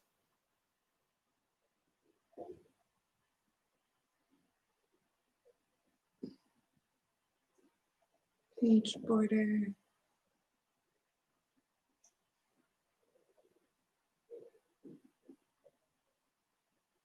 Try this section, it needs to be blue.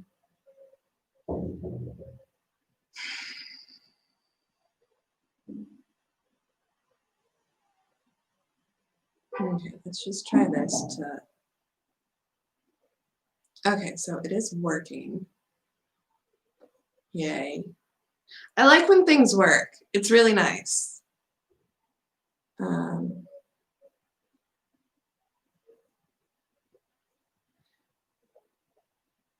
And then I need to change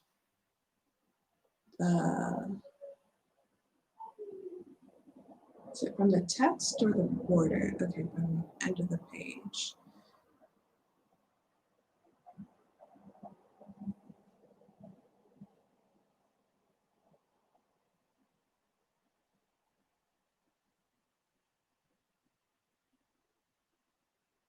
I don't know what she means by 6 and 24.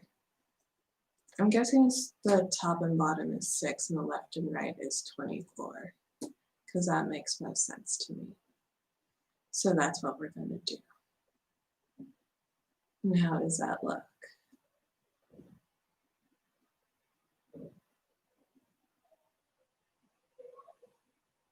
Well, fudge me.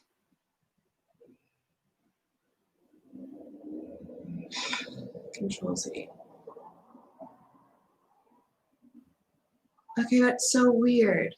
Why is it when I tried to mess with it? Oh, it's because it was under whole document. Man, this border crap. Okay, we are going to start with the next chapter, which is cover page and then page numbers and headers. So I'm first going to change. Save as not done homework.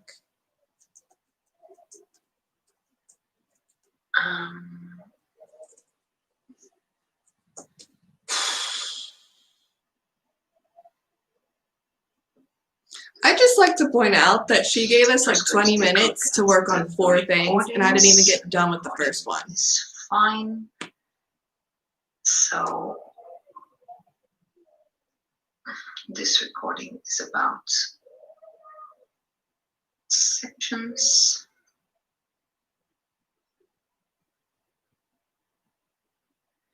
Okay, I want to show you something. I'm gonna first start by sharing my screen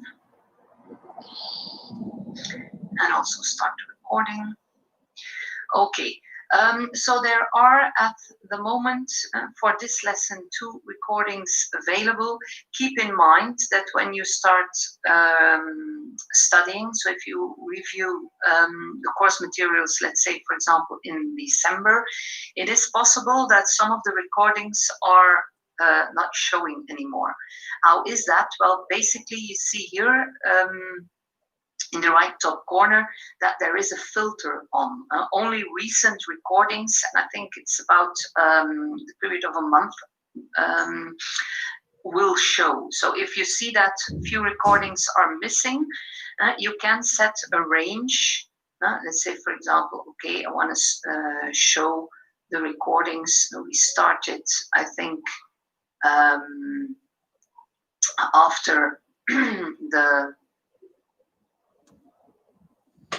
holiday,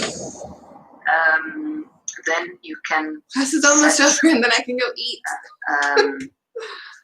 A date, and then you Blackboard Collaborate will show the recordings in that time frame. Okay, I see that Martina has a question because you raised your hand. Yeah, could I have a question about the exercise 6? People got to exercise 6. Holy crap! When you make the exercises of this chapter, because otherwise we will lose too much time, and I must finish this chapter in this lesson. Okay. So if you take a look at the course materials for this chapter, I'm going to open them. This chapter covers cover page, page numbers, and headers. So if you want to, I'm going first give you a little demo. It is basically the exercise that is also in the course materials. So this is not really a very difficult exercise.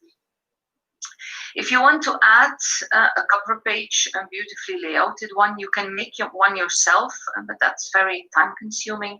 So you can also use the option cover page, which is available in Word. You see here that I am in the ribbon in the section Insert.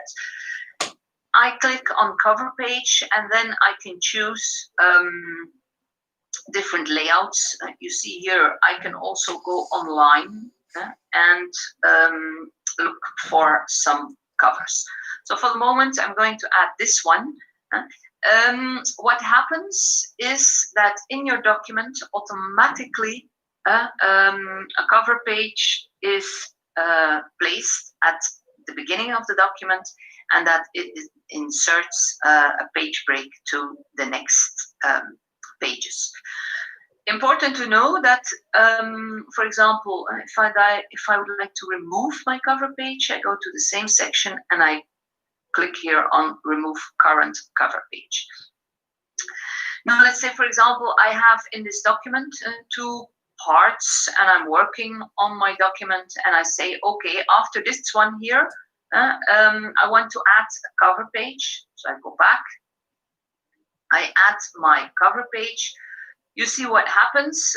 You can't add a cover page at a different location than the beginning of the document, which is basically logical. But if you write big documents and you would like to have, for example, you have 2 chapters, you would like to have a cover page for each chapter, well, then you must store those 2 chapters in a different document. So I have here a layout. I'm going to add my title. For example, omnipresent butterflies. You see that you have a set layout. This title is set to be in all caps. So I'm going to remove this one, not going to use it. I am the author, so I'm going to change. I'm going to add my name here. Instead of, I have what you see here are fields. In the Word Advanced session, we will be using those. This is a field email address. I'm not going to use that. And here I have a section for the abstract. Okay, I see here in my document that I have a piece of text that I can use for that. So I'm going to copy that piece of text. I must make sure that I don't copy the section break along with it. So I'm just going to copy my text. And I'm going to paste it in this section. Okay, so this is my cover page. I'm going to zoom out a bit. Of course, now I can remove this page with this text so that it is nicely situated. And you see what happened by doing this. I also removed the section break, which basically ruined my cover page. So I must make sure that I still keep my section break, and then this looks a lot better. Okay, so basically that is all there is to know about cover pages. If you don't use a certain section, remove it. If you want to add fields or make your own cover page, we will see this in the section on fields in Word. Okay, the exercise of that thing is at the top of page 2, but it isn't that difficult, so I'm not gonna provide time now. We will work first on page numbers. So page numbers, where you can, or where can you insert them? Well, it's also here in the insert section, and for the remainder of the time, we will be focusing on these 3 buttons here: header, footer, and page number. So if I open page number, I already have a few, let's say, standard sections that are available to me. Okay, I want to add my page number, for example, here at the bottom of my page, like this, on the right side. I also have, that's the simple layout, just the number. I have the layout page X, also 3 options available. You see that the page number is indicated. If I go take a look at this one is one that's used a lot, page X of Y. I'm going to take this one. So you see that Word automatically calculates the number of pages. So if I go to the last page, and I'm going to add an extra one, you see that it is automatically augmented. Now it is 10 pages in my document. That's also something you need to know how to do this on the exam, because I check that. If you have page numbers added, and I check if this augmentation happens automatically. So just by adding a new page, I know that. Okay, I want to go back to this. First, you see that a page number, that this is added to your footer. Because you see here a tab, footer, section 2. This is first page, footer, section 1, and you see that there is no indication of page here. Why? Well, you see that these are different sections. So this is section 1, that's a cover page. Normally, a cover page isn't numbered.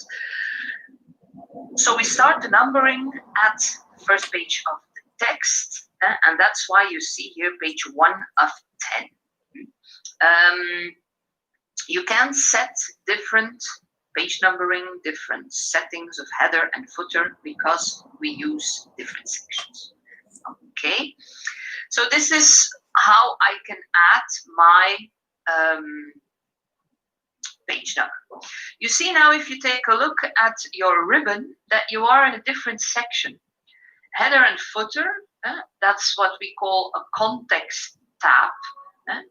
This tab only shows because at the moment you are working in your header and footer.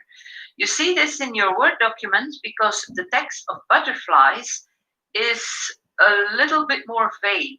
You can't, if I click, I can work in it again, but for the moment you can't click in it and do stuff.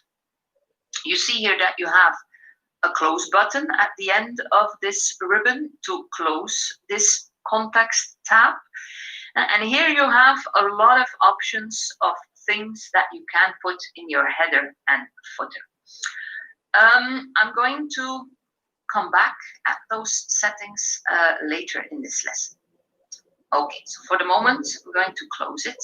Now I go back to my page and I see that my page numbers are added. So basically,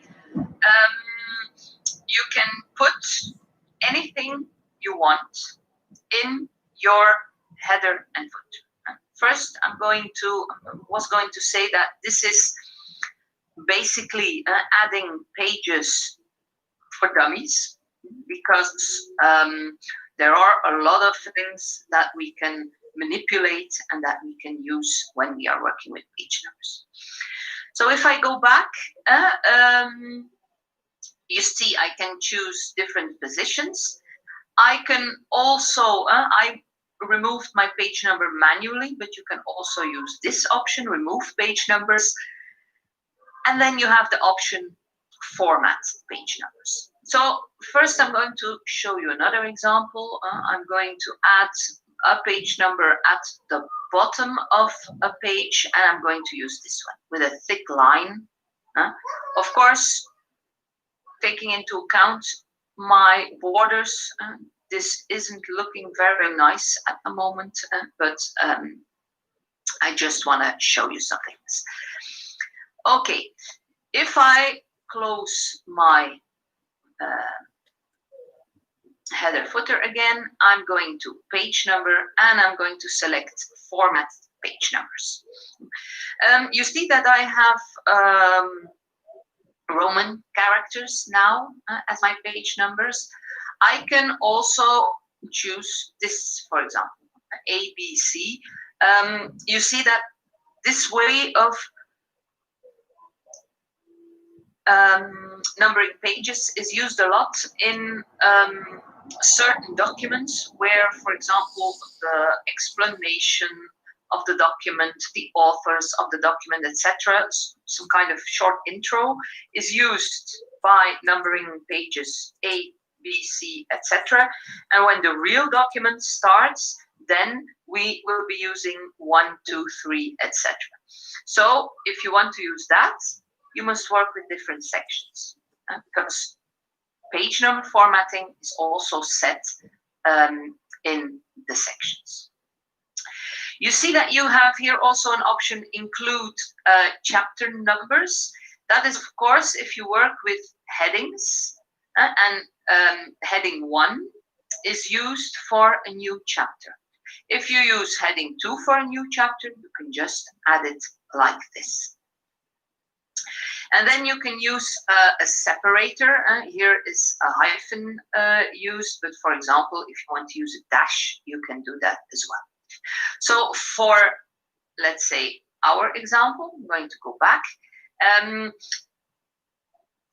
I'm going to use the number formatting, and I want to include chapters, and let's say, for example, that each butterfly is a new chapter, and I'm going to take a look.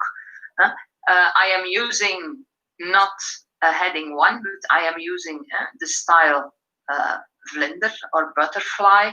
So let's check out if we can use this to format our page numbers. So what kind of styles are included here? You see only headings. So if I would like to do that, I'm just going to show you as an example. I'm going to use this 2.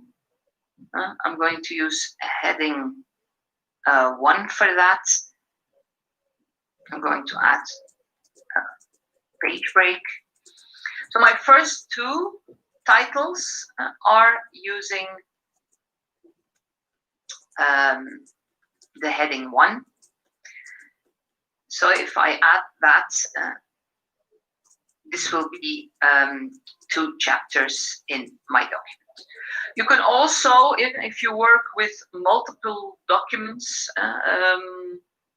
you can also start the numbering at a certain page. And so, for example, if you say, okay, I want to start at number 5, you can do that. And then I get an error. There's no chapter number to complete and to apply chapter numbers. Yeah. This won't work here for the moment because I haven't numbered my headings, but I'm going to skip that for the moment because that will be shown in one of the exercises. The setting about starting at 5, he did that. And so you see here that my page starts at number 5. Okay.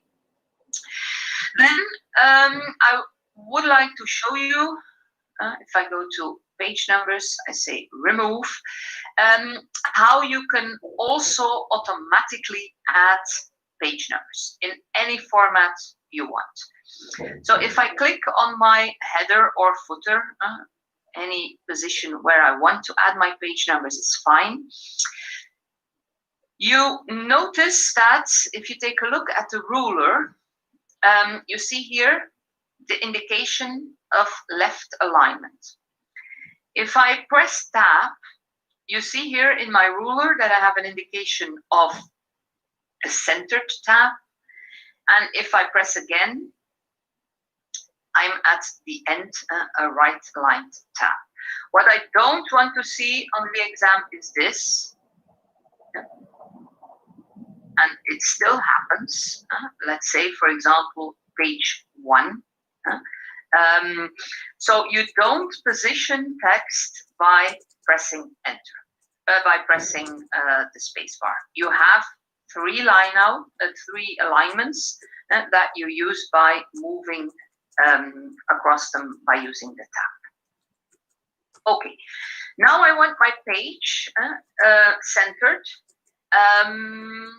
And I would like to have it there saying page 1 of 5, but not automatically done. I want to do that by myself. Well, I have here, like I was saying, a lot of things that I can add. So here I will add my page. Here on the left side, I will add my date. And let's say at the right side, I want to add the title of the document. So here I want to add the date. Well, you see here that I have a lot of options. How should my date be noted? Okay, I'm going to choose this one. And I want to have this date set. So update automatically. I don't select that. If I select that, then every time a user opens my document, it will be showing the date when this person opens it. So if I want the date, for example, when I started working on that document, the 2nd November, then it is fine. Okay, in the middle, I want to have page 1 of the 10 pages I have now. Therefore, I am going to use what is called a quick part. A quick part, you see you have different options. I can just put text in there. I have document properties that I, of course, have to fill in correctly. And then I can extract that document property and show it here. That's for the right alignment. But for here, we will be using fields. And you see that Word comes with a lot of fields. What do I want to add? I want to add the page. You see, I have here different kinds of page numbers. So I'm going to add the page. I see the setting that I used last time of 5 is still in the memory of Word. I can change that later. And I want to add here 5 of, and then I want to add, of course, the number of pages. So I go to Quick Parts, Field, and there is also a field, Num Pages. Okay, and there it is. Then on the right side, I want to add the field or the property author. But then, of course, I'm just going to show that to you. And so the document property author. And you see that my name appears here. So there are a lot of things extra, that properties, settings that are already included in Word and that you can extract by using this. Let's say, for example, I also want to add the company. And you see that the company is Achtervelde Hogeschool Gent. That's not the property I want. So basically, we have to check where in Word I can find all those properties that I can extract. So if you go to File, Info, and here you have a lot of properties. So you see that indeed my name here is indicated here. So if I add a property author, well, that's what's set here. That will be shown. So now I want to add, I want to take a look at the company. And where was that? Here.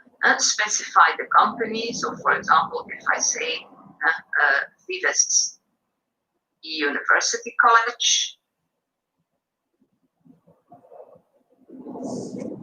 this is added here.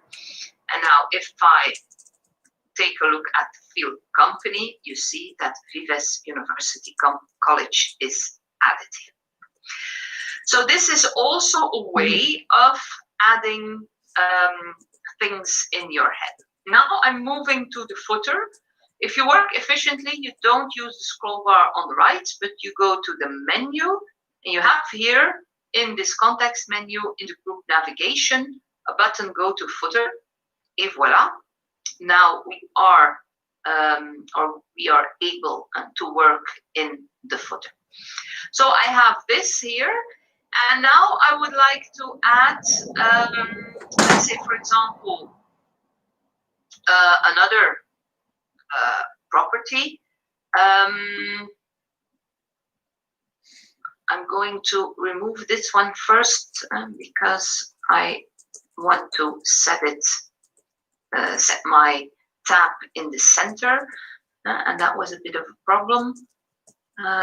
So we have here company. Okay, and now I can use my cursor in the center. Let's say, for example, I want a logo or a picture here. Pictures. Okay, I'm going to add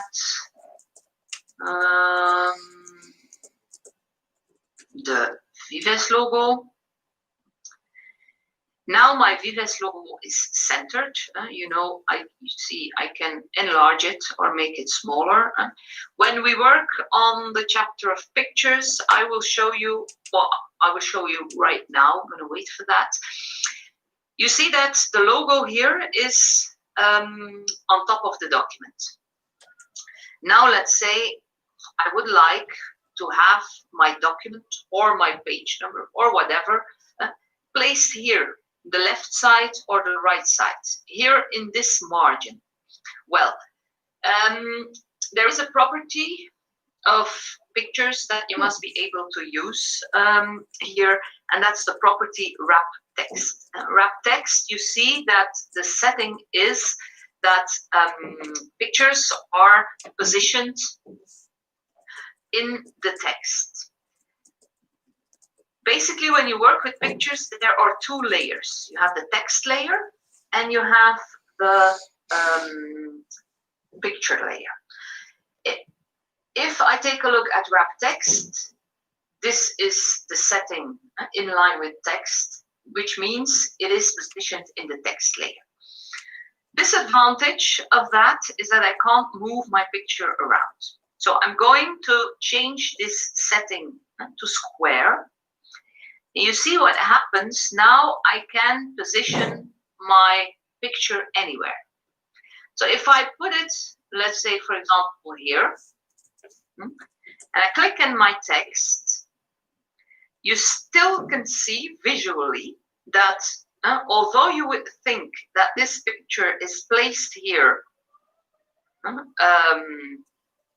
in my page, it is a part of the header. And how can you see that? Well, it is not that clearly visible. If I select my header again, you see that this is more accentuated, so it is a part of my header. So take into account that whether you or where you position some kind of object doesn't say anything about the part of the Word document where it belongs. Why would I use this in a header, and why would I not do this when I'm working in my text layer? Well, I hope you saw that already, that if I put it in my header, it is automatically put there on every page. I can do this manually, not in a header, but then I have to place it there on every page myself. Way too much work, so we put that in the header. If we take a look at this picture, we will use that property in other cases as well. I have here something that I can use, and that is the position. If I select my picture, I have here size and position, and then I can put it anywhere I want. This is a very important, this one here is a very important tab, because I can say, okay, this is for the horizontal position, this is for the vertical position.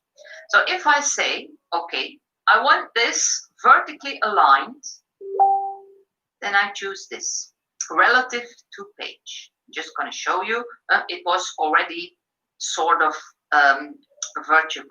vertically aligned. If I'm going to change that, let's say, for example, I want this bottom centered, so vertically alignment bottom, you see that this will happen. I have positioned this bottom relative to page, so means it is at the bottom of the page. If I want this, let's say, for example, inside margin, then this happens. So you have a lot of settings that you can choose from where you want to position your picture. So I'm going to reset this for, let's say, for example, the line. And my horizontal alignment, well, I'm going to place this 2 centimeters from the border of my page. So my absolute position, let's check. I'm going to, let's say, take a look at my right margin. I'm going to place it 1 centimeter to the right of my right margin. So this here, this is a border. Don't misinterpret it here, but this is my margin. You see here where those gray markers are. So between this and my logo, there is 1 centimeter. I can show you that if I change my margin, you see that my picture moves along. Okay. So this is the explanation about header and footer. If I take a look at, going back to the course materials now. If I take a look at the course materials, you have a lot of exercises there, because basically this is a lot of fun to work with. So exercise 5, 6, and 7, you can start by making. Let's see. Yeah. So there is headers and footers. I would suggest 4 and 5. Headers and footers and sections. We didn't cover that yet, so I'm going to start with that the next lesson. So in this chapter, you can make the exercises until exercise 5. I will put an assignment on Toledo to show you, or to give you the exercise that you have to hand in. Okay. So we still have a few minutes left, so I would suggest you start on a few exercises, and then I will come back to you at 1 o'clock.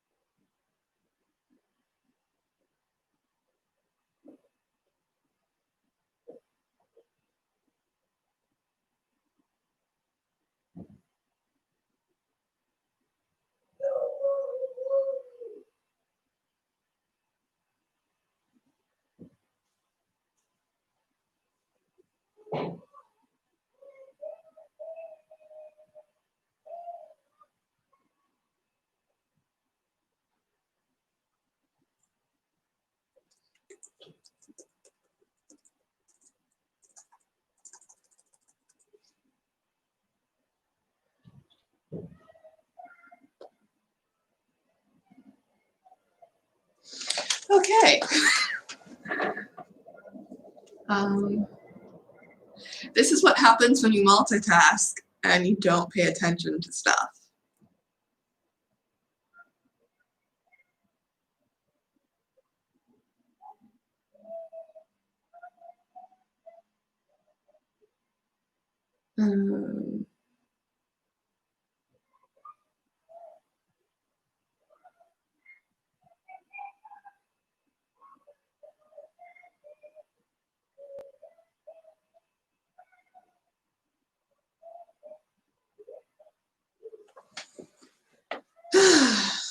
Okay, let's start on work. What do I need to do? Let's get rid of this.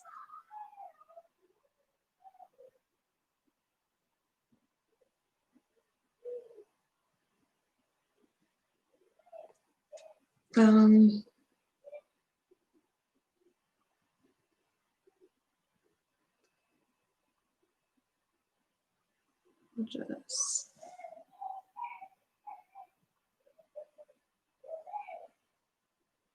save.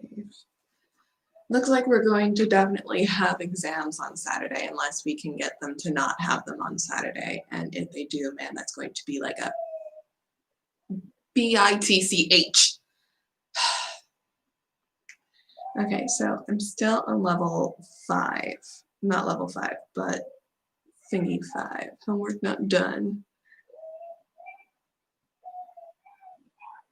And then the rest of the margins for the other pages have to be A4, which makes me think that I'm gonna have to start the stupid thing over again because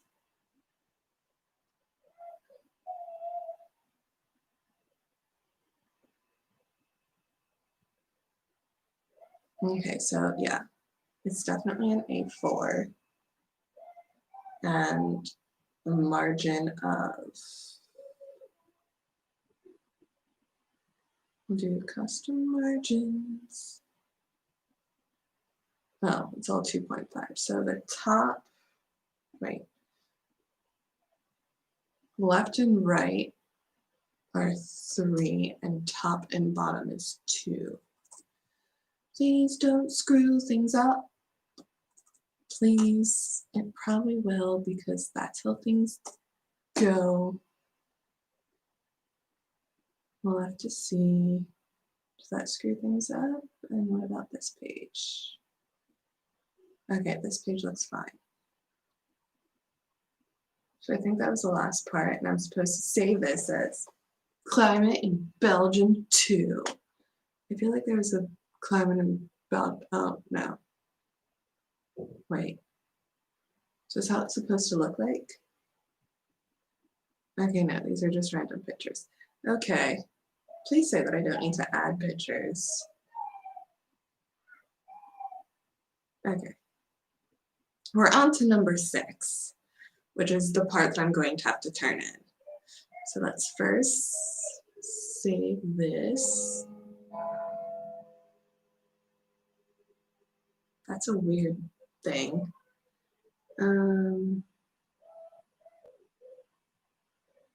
Let's close that and then we'll change the name here. So I don't know how to do it any other way. Climate in Belgium 2. And then she should be coming back now that I just finished it. She should be coming back. Be like, okay, class is done. Unless like she went away because she's not showing up right now. I can't believe that people managed to get to 6 already. I must really suck at Word. That's all I can say. Okay, open the file from the previous. Okay, so I'm supposed to save this as climate in Belgium 3. So let's do that. Save as. Oh yeah. Okay, so to conclude this lesson, I just want to show you the exercises you have to hand in.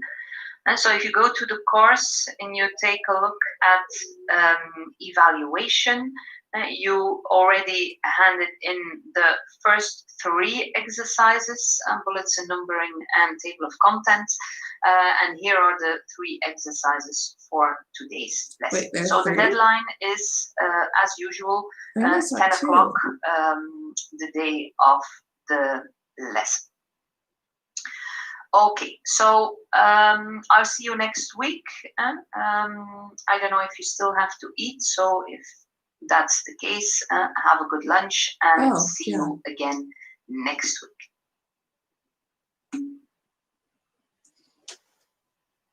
Okay, so that's done. And there is another one for headers and footers.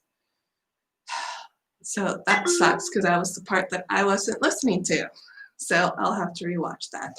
So before we forget, this is very important. When things only take a couple seconds, you write them down so that you don't forget.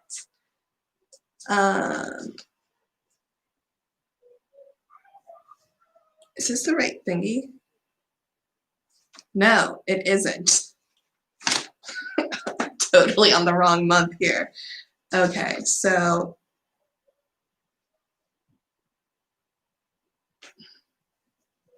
okay, I already know about that. We have office homework. You write things down in your agenda so that you don't forget them. So office homework. 3 things. All right, so that has been 3 classes, and now I'm leaving you because I'm gonna go eat and I have to feed the little ones. So thank you all for joining. I hope you had fun, and I will see you next time I decide to do this and you can come to school with me. Bye guys. I really don't like these. Are you sure you want to end the stream? Yes, I hit the end stream button, I'm sure.